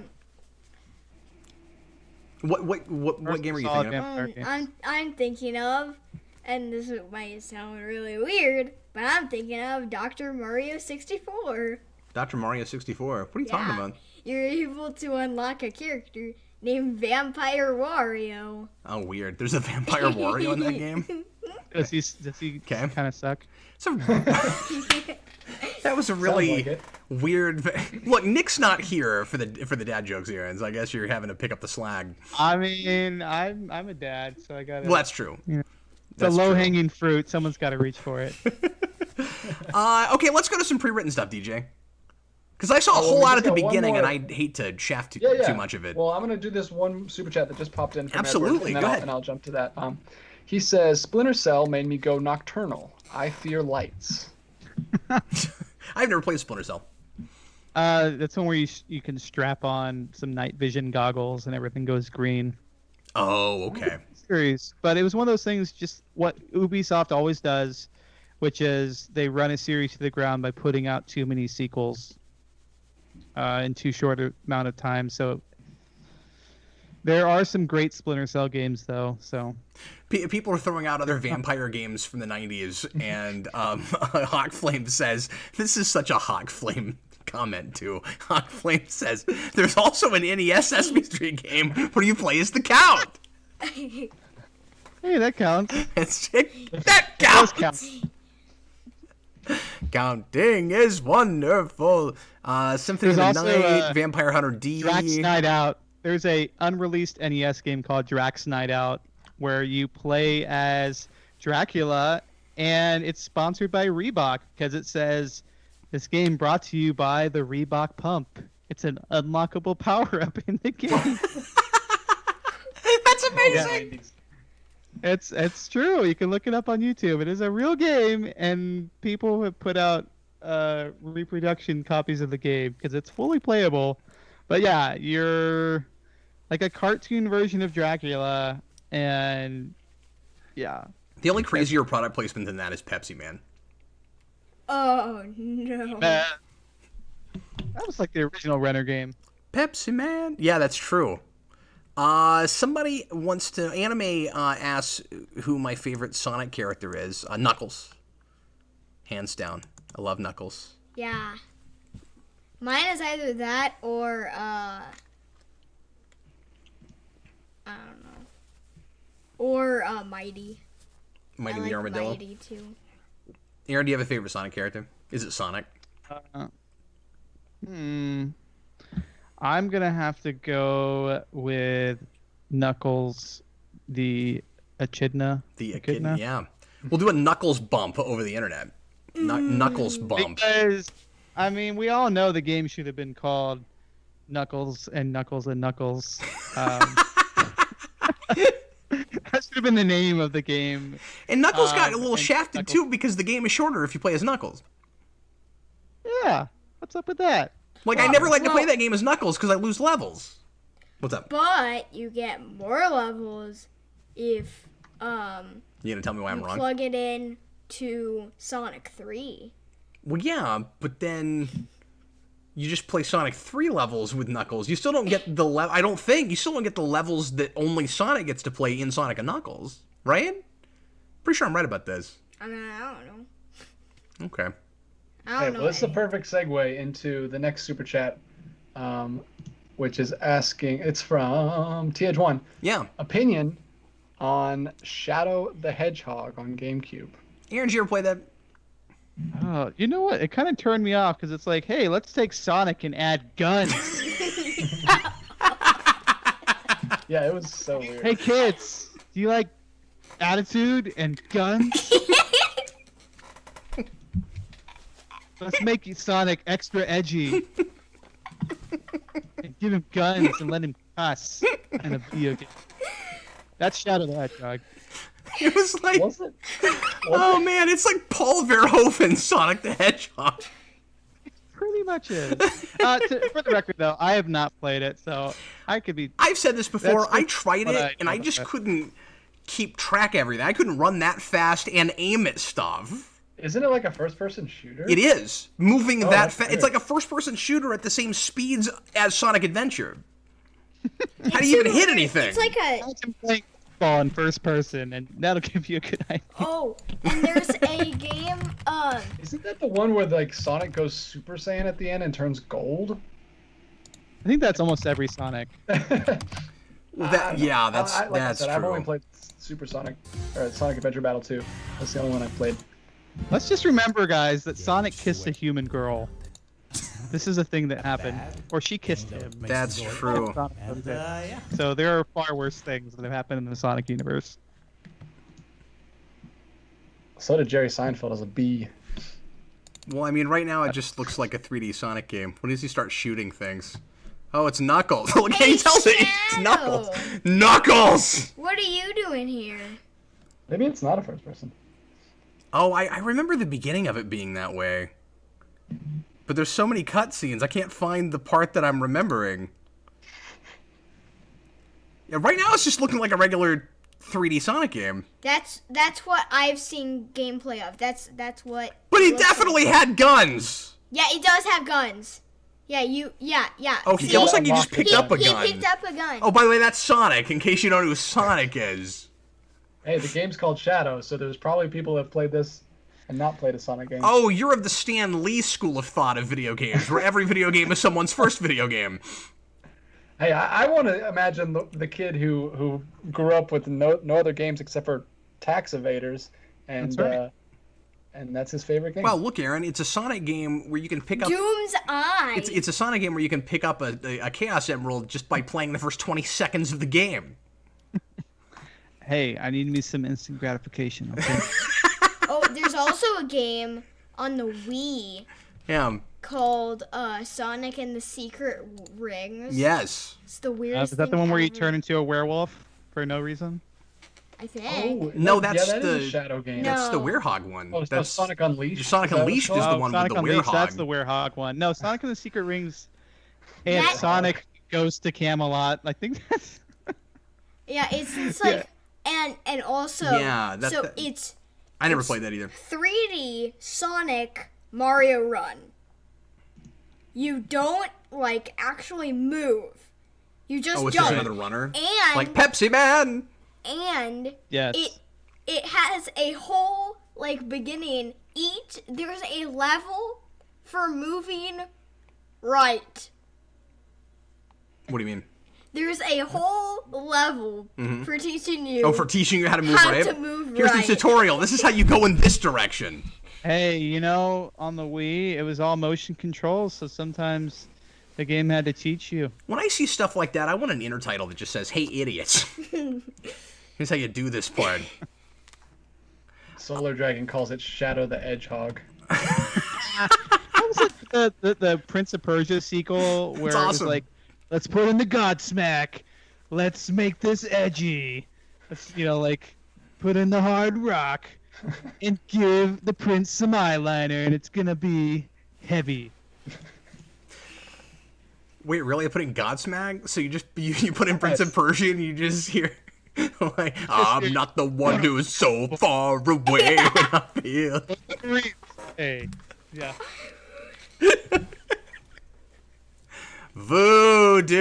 Voodoo. Let's see. Hey, I rocked out to Headstrong Wait, on there's Donkey Konga Headstrong 2 quite a bit. again. No, there Wait, you go. there's a Pepsi Man Bang- action figure? Banging those bongos. That doesn't Trapped, surprise me. wasn't it?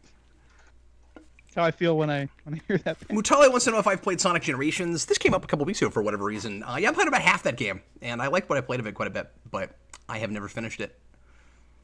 Did you ever play Sonic Colors? Aaron?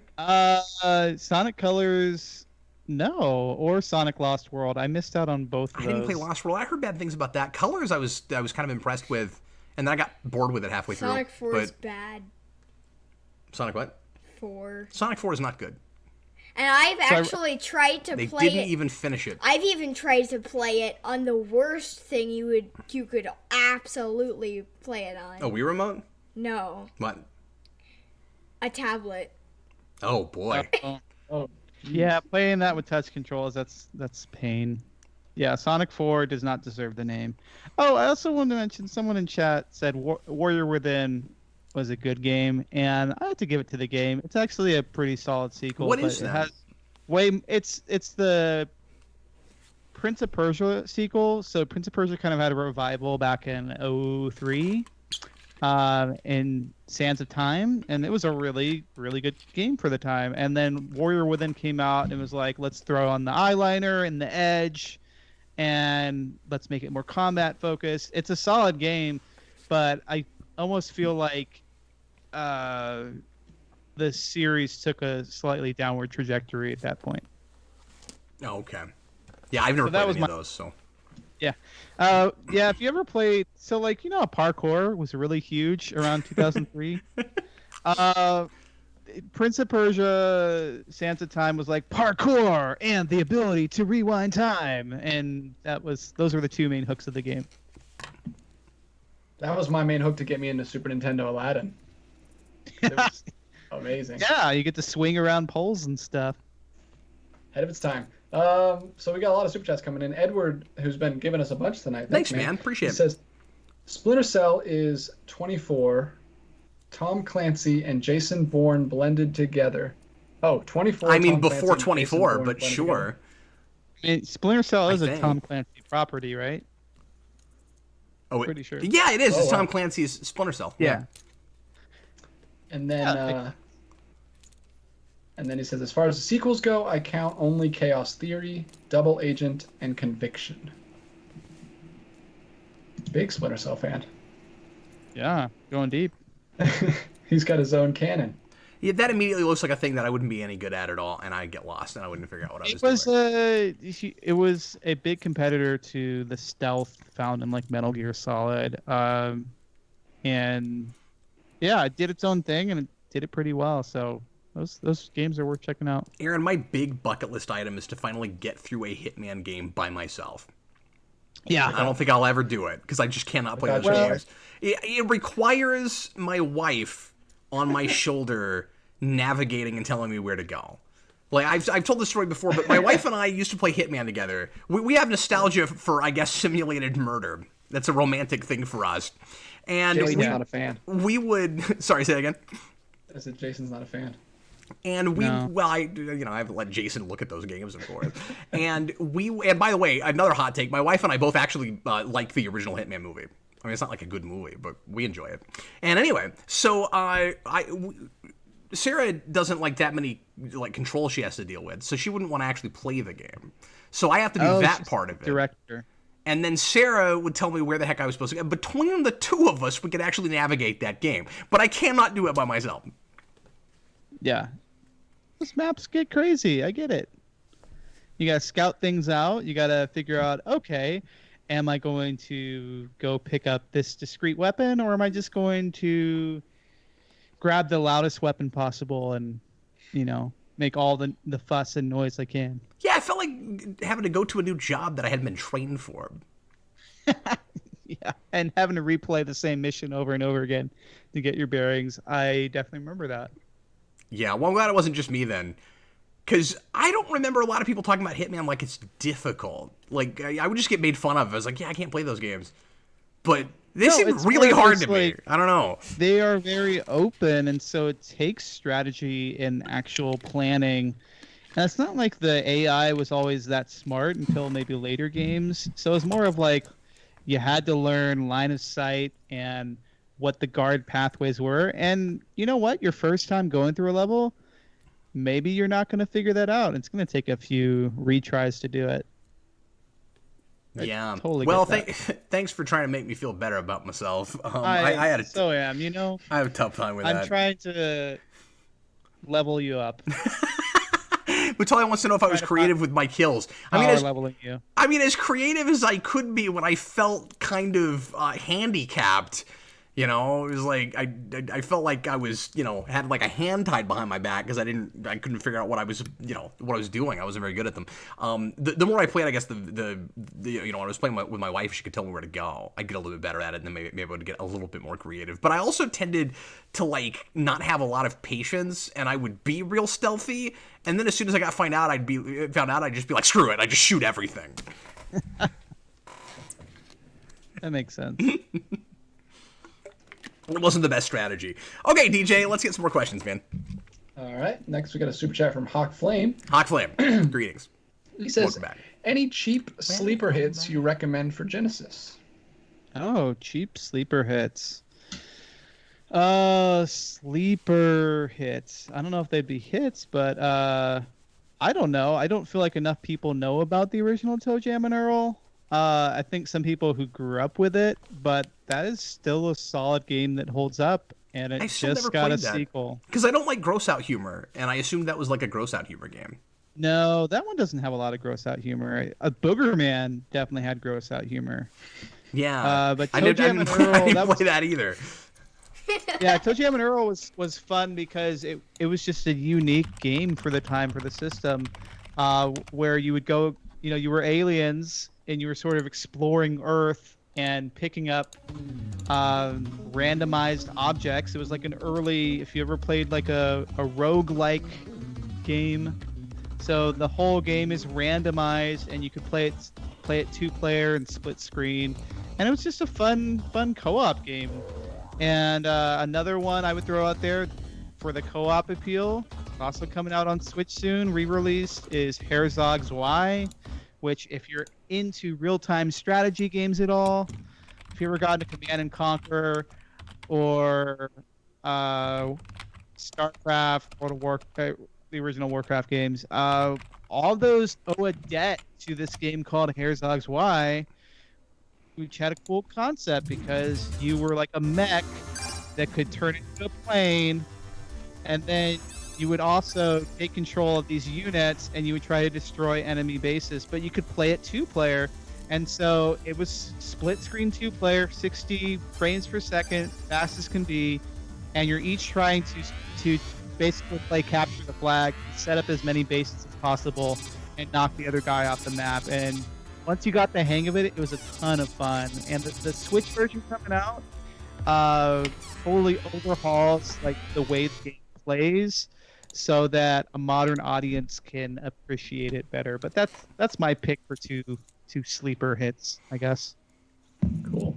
Daniel Davis mentions Comic Zone, which I love, and Aaron and I have talked a lot about together, and it's just really hard to play. Yeah, that one's like you can die on the end of the first level pretty easily, and you only get one life. That game. It's so cool, but it's really, really difficult. See, now I'm wondering if that was made that hard so that kids would rent it a million times. I don't know. It's a good question. It was just. Can we see that to see just how hard it is? Comic Zone? Yeah, we can pull up Comic Zone. I that's another bucket list thing where I'm like, someday I'm gonna get through this game. You're gonna get this level 2. Does mom have Yeah, to I'm gonna make tell it- you where to go? No, I can figure out where to go in Comic Zone. It's like there's panels and you move across them. It's not so difficult. You know about comic book panels, right? You know what those are about? No, I know, like... Yeah. Right, Cap? You know what those are. I do. I know what comic book panels are. Yeah. Mm-hmm. Yep. It'd be pretty silly if after 11 years of reviewing comics I didn't know what a comic panel was. Kind of a problem. Look how pretty this game is. That's awesome. Yeah, man. I've never seen that.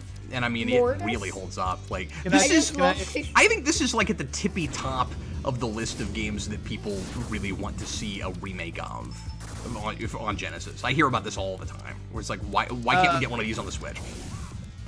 I wanted to throw out, and I love Comic Zone. I want to throw out one more sleeper game. I feel like on Genesis, if I can. Yeah. Because I imagine there are some people in the audience that are big Star Trek nerds, like I am. Yeah, you and I had never talked Trek together on camera. We should bring you on a... Yeah, I forgot you were a Star Trek fan. We should bring you on Star Trek Club one of these days. We do... Have I told you about that? On Mondays, we do live Star Trek commentaries. Awesome. Yeah, I love Star Trek, doing rewatches. Got through DS9 recently, doing Voyager. And there is a game on Sega Genesis which is a Star Trek game for all intents and purposes, just without the license, and it's called Starflight, and your ship looks just like the Enterprise, and it's an open world exploration game, and it's just, once you get into it, it's a lot of fun to play. You go and pick your crew, you go fly around and explore random planets, like the original intent of Star Trek, which is go explore planets. In this game, you actually mine for resources, you talk to alien races, you figure out there's kind of a plot. There was a plot in there, and you figure out the overarching plot of the game, and you have random space battles, and it's better than just about every actual retro Star Trek game I've played. So that one gets my full recommendation. I didn't know what that was. Yeah. Star Trek does not have a great track record. No, but if you play Starflight, they were definitely going for a Star Trek feel, and it's a, it was on PC, ported to Sega Genesis, great port, solid game. Yeah, I can't think of a lot of other great answers myself. I don't even know what that means. There's of course some stuff on the Genesis Mini that I had never gotten around to before. Like I would say one of your cheapest options is to grab a Genesis Mini, and if there's anything there that you haven't played before. I had never played Dynamite Headdy. That's a really fun platformer. Yeah. Yeah. I guess you're saying cheapest, right? That's the hard part. Cheapest. The good thing about Sega Genesis is off the beaten path, a lot of the really off the beaten path stuff is going to be more expensive. Yeah, though I will say Starflight is pretty cheap. Herzog's Y is probably one of the more expensive ones, but most Sega Genesis games in comparison to Super Nintendo are a lot cheaper to collect for. But are starting to go on the rise. Genesis is a lot more collectible right now than it was even 2-3 years ago. More people are after that right now, unfortunately. Saturn is untouchable. Genesis you can still buy for. Yeah. Yeah, that makes sense. That was a great question. Thank you. It was. Yeah, and the next one is from TH1. He says, was Sonic Adventure XD any good? I never played that. This was Sonic Adventure, I think, did you mean DX? Probably the director's cut one.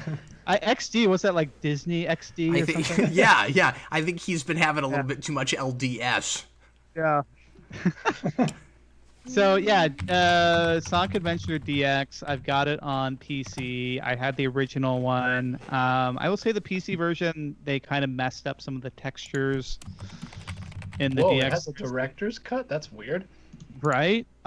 It's a solid game. It was like the first 32-bit Sonic game that was true 3D. You know, there was like a planned 3D game on Saturn that never came out. Yep.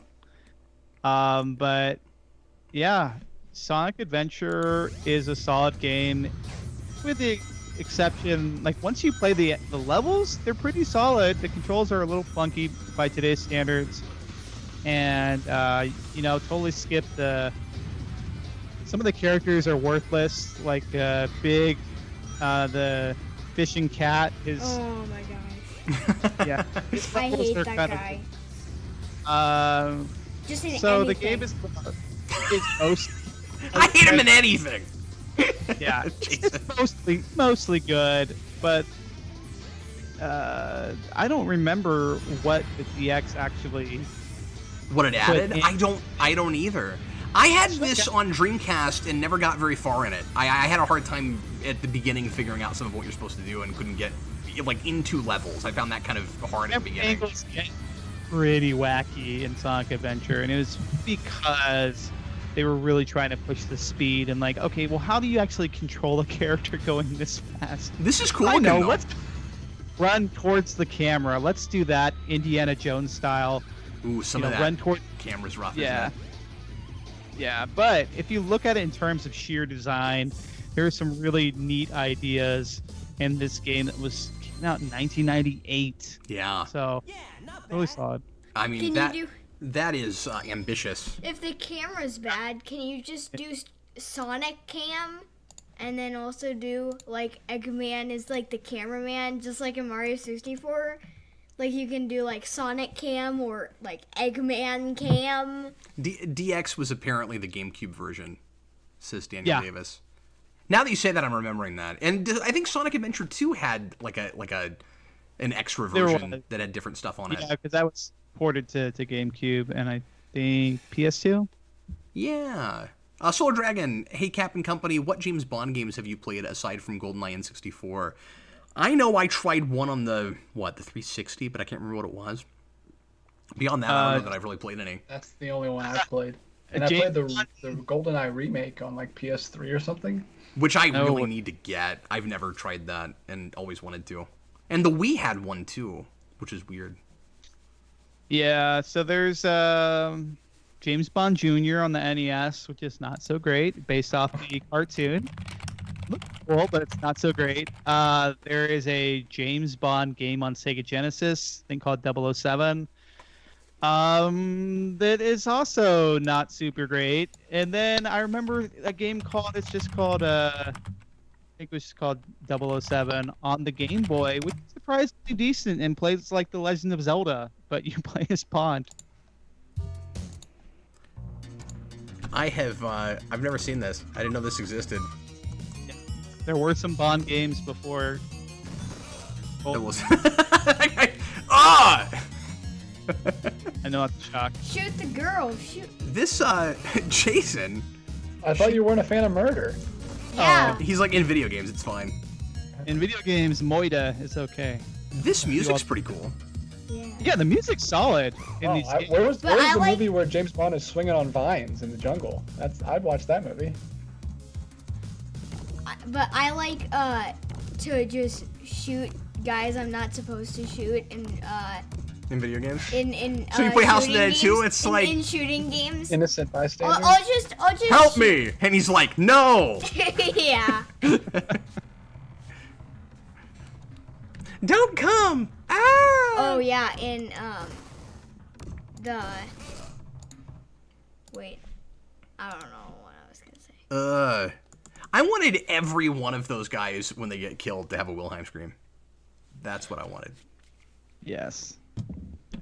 Oh, we just got a $10 super chat. Another one from Edward Bedor. Thanks, man. He says, "Everything or Nothing is amazing. It has a cast worthy of a Bond movie. Pierce Brosnan voices Bond, Willem Dafoe, Heidi Klum, Shannon Elizabeth, Judi Dench, and John Cleese also voice characters." I've never heard of that. Do you know about this, Aaron?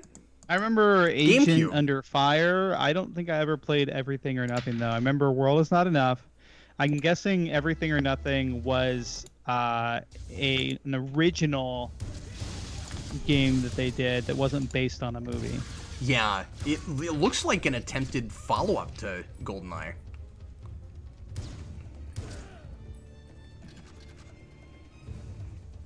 It's Picked very up GoldenEye. Desert Eagle. I would say the best Bond game is actually not a Bond game at all, but that's my opinion. Just like with Star Trek, huh? Yeah, it's No One Lives Forever. If you've never played that. Which sounds like a Bond title. Yeah. And is No One also Lives Forever is by Monolith, who have made a lot of good first-person shooters. And it was ported to the PS2 at some point. So if you got a PS2, you might have played that version.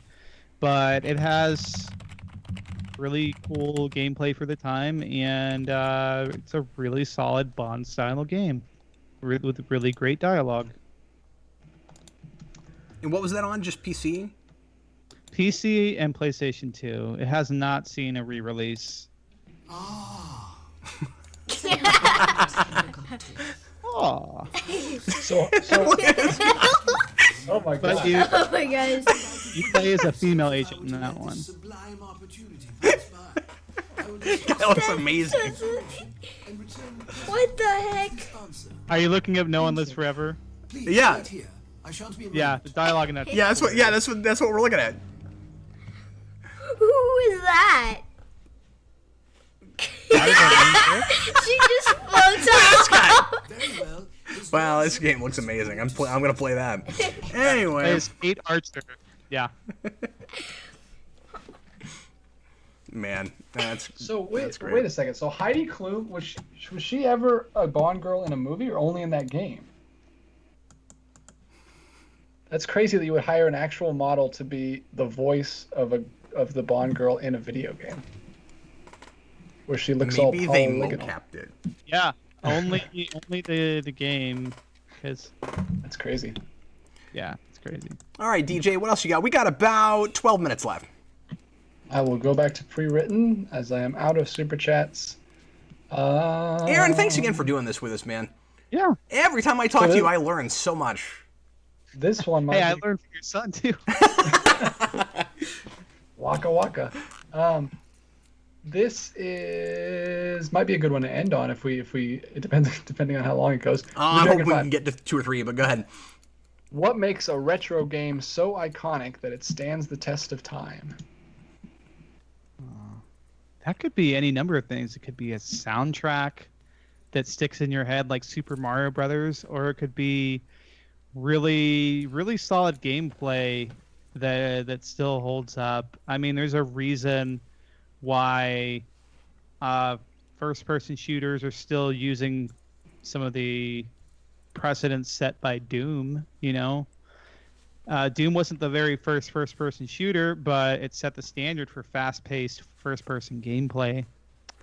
So it could be gameplay, it could be, it could be just that it factor, that je ne sais quoi, that undefinable quality.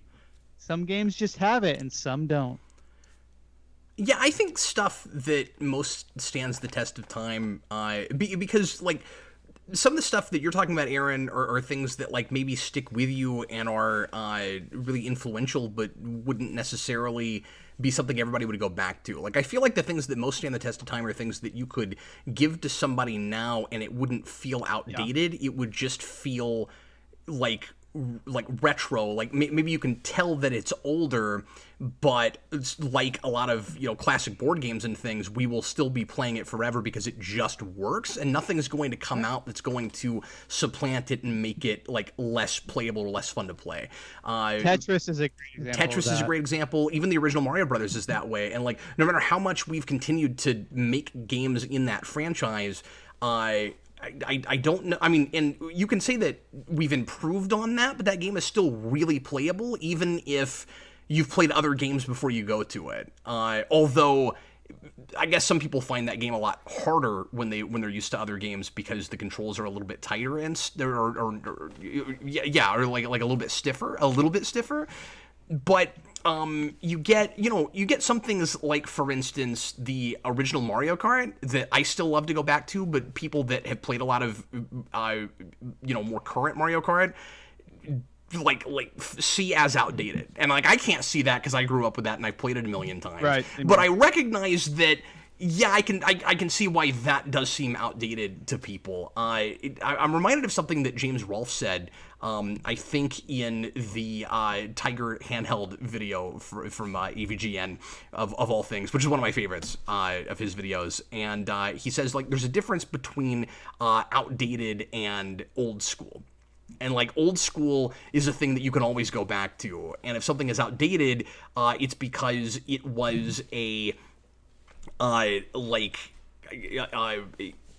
it was a thing that at the time was really novel, but that we got past and kind of made work in other things finally. And a lot of 3D platformers were this way. Mario 64 for whatever reason holds up pretty well. But yeah, go ahead. Ape Escape is a great example of what you're talking about, where it was designed to showcase the DualShock controller. It was designed to get people to buy this controller that had analog nubs, right? Yeah. And other 3D platformers before that didn't play like that. And this was like the first game where it was like, oh, you have to use both of these analog sticks. And now Ape Escape isn't quite as...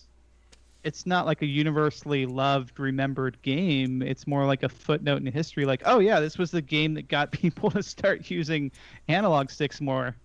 But it's not one where it's like, oh, let me go back and play Ape Escape. People might say that about like a Crash Bandicoot or a Spyro, but...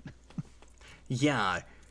Because it was experimental, and it was a thing that was about a gimmick, and that needed to happen to be a stepping stone. But so I think there's like stepping stone games, and then there's games that no matter what the graphics look like, and sometimes that helps to have at least really nice graphics for the time that hold up well enough because the gameplay is also really good. But like I think another good example is like, and this might be fighting words for some people, but like for me, Space Invaders versus Galaga.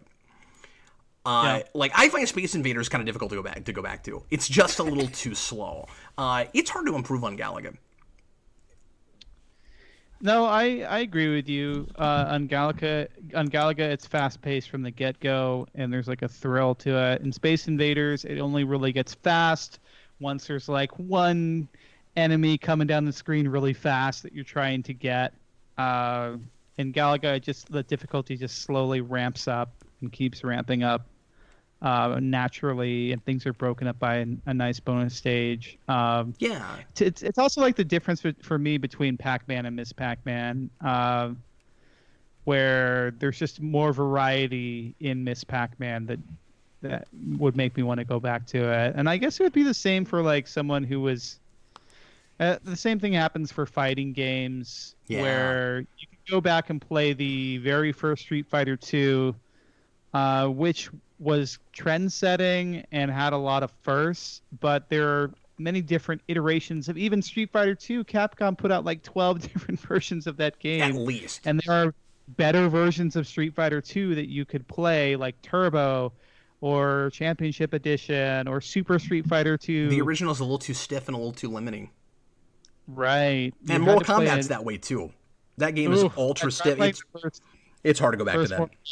It's hard to go back to that first Mortal Kombat. So yeah, great question. I think Killer Instinct Gold holds up. Yeah.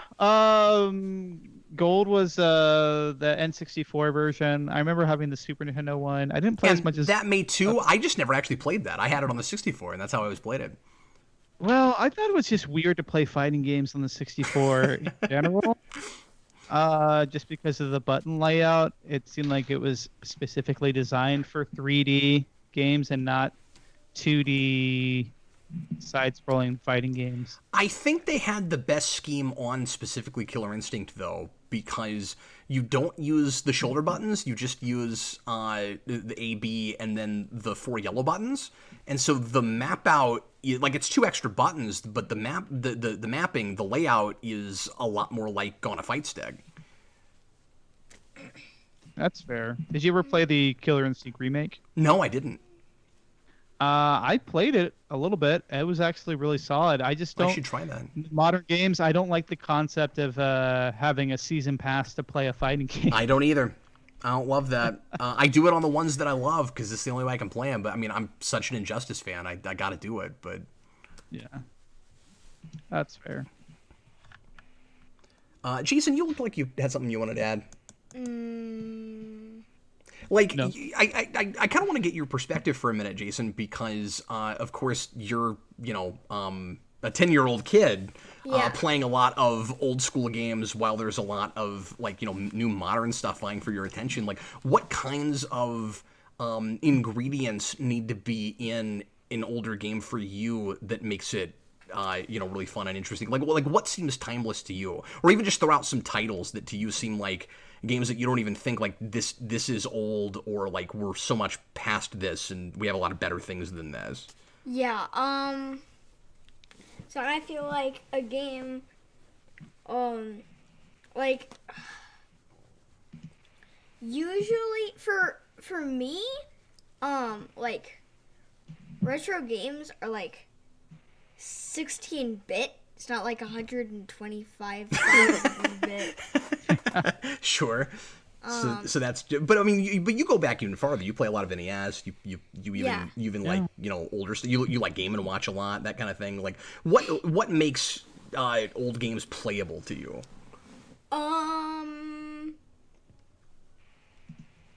Not bad buttons.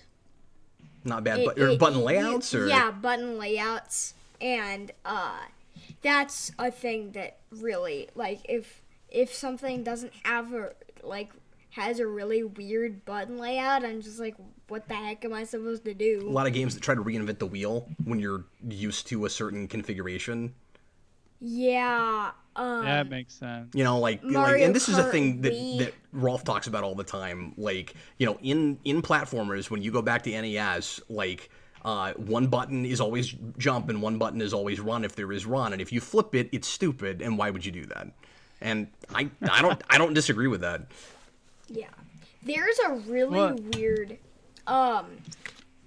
like, button layout that you can do for like, certain games like Mario Kart DS. I mean, not Mario Kart DS. Mario 64 DS. Yeah. Where it's like the dual hand mode, where one hand you use the touchscreen for moving, and then there's no L and R buttons. It's like you use the D-pad, and the up button is jumping, and like you duck is down on the D-pad, and then right is like your punch, and left is your camera, and weird. I don't know what they were thinking. They were just like, oh, we just put out the DS. This is our launch title, and we're need gonna the make you use the touchscreen. Yeah. Aaron, real quick, Daniel Davis wants to know what's the hardest game we've ever played, and I would love to know what your answer is to that. Ooh, And of course, he cites hardest. Silver Surfer again, and just of like, especially old school stuff, like just of retro games, anything before 2000. What is the hardest game? Definitely something like X-Men is painfully hard. Ghosts and Goblins on NES Man, is I can't get anywhere in pure that. torture to try and beat. There are some Japanese-only Famicom games that are terribly, horribly unfair and kill you just for booting up the game, like Atlantis. There's a game called Atlantis on the Famicom that just punishes you for even wanting to play it.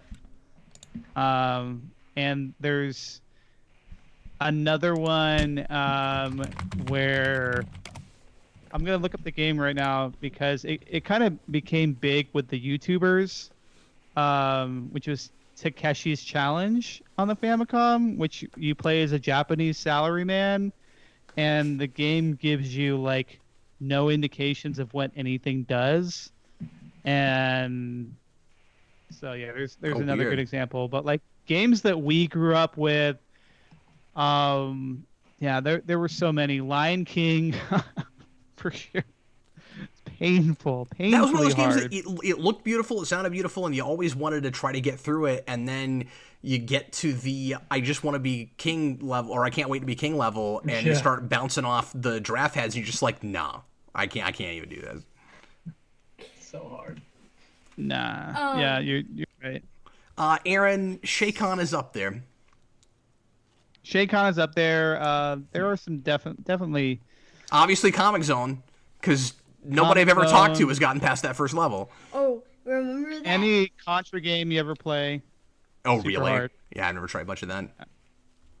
Contra 3, I played a ton of that with my dad. Contra 3 gets tough. There's yeah, the whole thing with Contra games just being very masochistic. Metroid. Oh yeah, the first Metroid. Especially yeah. since, like Very in the amazing. US. You need the internet or Nintendo Power, and also even if you know the maze, you can't get through it without a cheat code that lets you get invisible lives. Like you need Narpasaur to beat it. Or at least you do. Justin Bailey. I mean, you can beat it legit. But what's interesting is that game, you could save it because it came out on the Famicom disk system. In Japan, it had a basically a way to write to disk to save the game. In America, they made it a password system, so it was already Yeah, but you have hard to to play like start that. all the way over again. I think it's once you beat a boss in Metroid, it'll let you keep more of your progress. that would probably take forever to do. I totally get you. And then just trying to like beat the end of the game is pretty tough. Aaron, Hot Flame says take Shia's challenge. What is that? That's the one I was talking about. Oh, is that what you're talking about? He says, I have that game. There's a sequence where you have to do karaoke for an hour, and you literally have to speak into the onboard mic for an hour. Yes, this is true. Like you watch a YouTube playthrough of it, and this is seriously a thing that happens. One of the few walkthroughs that would be impossible to like not hear the person's voice who's playing it. You have to quit your job in the game. That's one of the conditions. Okay. Yeah, there are many weird things in that game. Yeah, you have to find a treasure map. You have to go to a karaoke bar. You have to hang glide. But it's just a very, very strange game. Daniel Davis says the first Turtles game on NES is also super grueling and frustrating, and of Yeah, course the zero that's level. infamously difficult. Yeah. Have you ever been all the way through that? Can you do it, Aaron? I have beaten the sewer level once. I don't remember much more of the game though, because I probably threw my controller in frustration.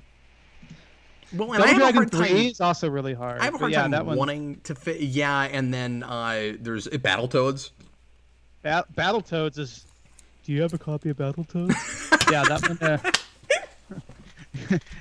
That game. No, we don't have a copy of I was working at GameStop when those calls were most rampant. Yeah, and I took a couple of the do you have a copy of Battletoads calls. Okay, so here's the thing about that game. You play it 2-player, you get to Klinger Winger, and the game kills the second player. They had a bug in the game when you play it where you I forgot about that. You cannot get level with 2 people. One of the best looking games on the NES, hands down, but there are just some unfair difficulty spikes in that game where you can only beat the game with memorization. Another one that came to mind, we said Double Dragon 3. The Immortal, it's another game that is just out there to kill you constantly, left and right. For every object you pick up is an invitation to death. It kind of reminds me of the game Rogue, where everything can kill you and will. So, which is such a tease because it's called the Immortal. The Immortal. Your guy is like the least immortal character to be. Well, guys, we are past 2 hours. I think we're going to call it a night. Thanks so much for watching. Hope everybody had a good time. And Aaron, come back more super chat. And do this with us again sometime.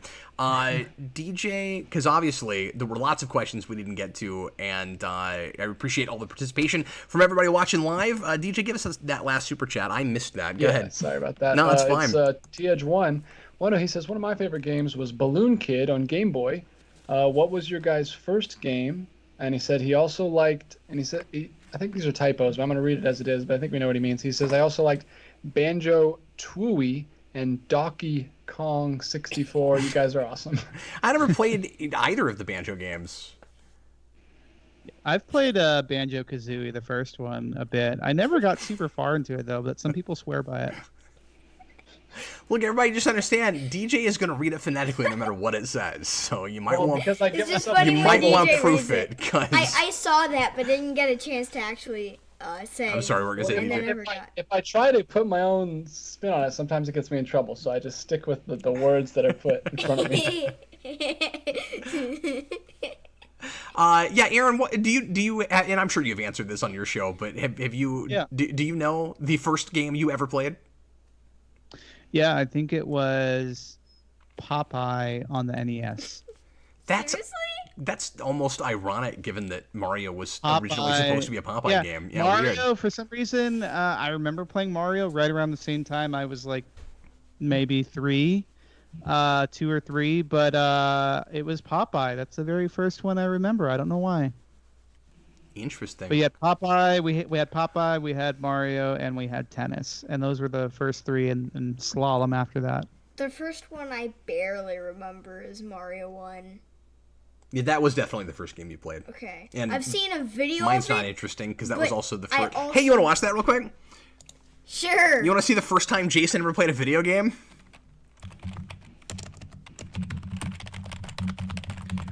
Do you know what the first game was that you played, DJ? I do not. I have no idea. I remember the first computer game I played. Yeah, it might have been a computer game. It might have been like Centipede or like one of those games. I don't know if I had that before the Super Nintendo. I can't remember.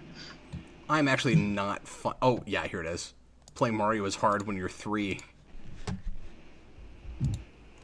You're about to see Jason play Mario for the first time. Oh no! You gotta jump! Yeah, don't forget to jump! Again, what button do you jump with? Okay, jump! Oh, you didn't jump! You gotta make sure and jump, okay? Yeah, you're just holding down the button.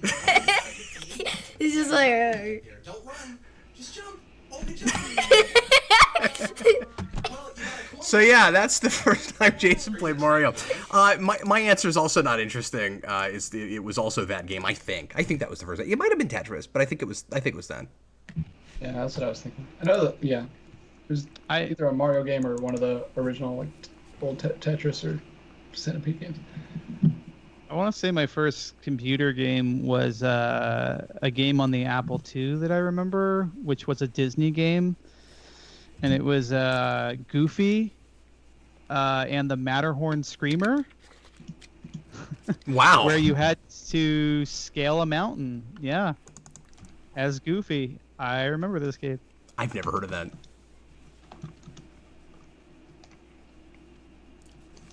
Okay, well, is that all the super chats, DJ? Mm-hmm.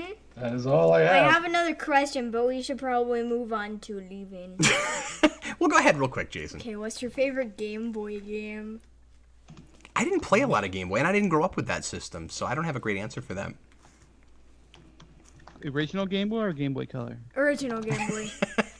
I had. Speaking of, We should We just talked let about it a lot. Aaron I had- and Jason do the show together themselves. It should Yeah. just been the It's Jason fun. Logan show with a special guest star Aaron Hickman. He has to like talk to my son sometime. He's 9. Yeah, Just, that should happen. I was going to say that earlier. That definitely should happen. Go ahead, DJ. I had Lion King for original Game Boy, and it was even harder than the Super Nintendo version. It was horrible because it was like black and white, and ugh. It was But yeah, my not, favorite. not fond memories. Though. My favorite is, so the Game Boy is really hard. Like, so my Just favorite as a system? is It's just a either, difficult system? all of the games are hard. But I don't think that's true. all the games that I have. Oh, okay. So Because Mario Land is notoriously too easy. I want that game. I also want Donkey Kong Land. That's actually pretty solid. But anyway, so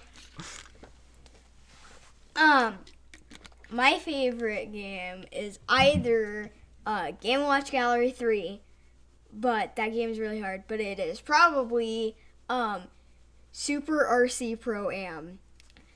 Really? Yes. Have you played the RC Pro-Am games on NES? No. Yeah, so that's there are 2 of them, Really? and they're both by Rare. Yeah, Yeah. I remember Super RC Pro-Am on Game Boy. Solid pick. Yeah, I like those I've RC. actually- Those are kind of precursors to Mario Kart in a way. Yeah, a little bit. I've actually gotten first in that game, which is really hard. It is hard. That game's kind of a mix of it's like what Mario Kart would become, where you pick up power-ups along the way, and then you have to collect letters that spell out something like Nintendo, and then you upgrade your vehicle. Wait, really? Was that an overhead view game? Yeah, it was like Yeah. a 3/4 perspective game. In the okay. Game Boy game, you just race. Yeah. In the NES version, I didn't know you could like upgrade your vehicle and spell Nintendo. Yeah, you spell Nintendo, and then you upgrade your vehicle once you spell it. And then the second one adds 4-player support, and it's pretty crazy. A lot of things they added to that game. Ramps. Ooh. But yeah, pretty cool. It's just Excite Bike. I should try to make a level in Excite Bike. It would be really That's a hard. fun It would game. have oil spills everywhere.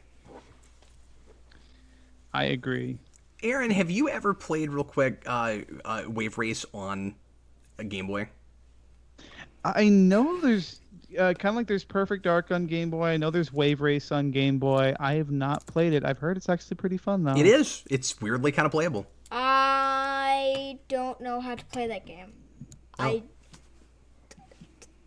I don't know how to play it. I Oh, just there are don't. waves, and you race them. Yeah, and since there's not an announcer voice, if you lose, you have to say to yourself, "You almost had it." Well, everybody, thanks again for being here. We're going to go ahead and get going. We appreciate you guys for hanging out with us for a couple of hours. DJ, thanks for modding the comments as always. And Aaron, thanks for guesting. And I hope you will come back again. And we can talk about other things besides video games. But I always learn so much about games when I bring you on. Hey, it's fair. I learned a lot today. Thank you, Jason. Yeah. I bow. before I told you about Waku Waku Sonic Patrol Car. I know.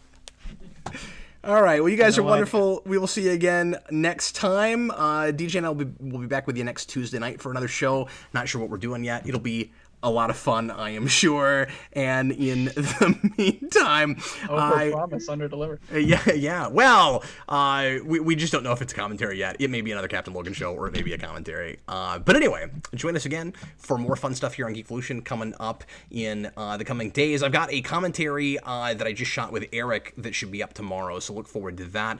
And in the meantime, I was Captain Logan, and Jason joined us this time. That was me. And DJ Martinez, and the fantastic Aaron Hickman. Why, thank you. And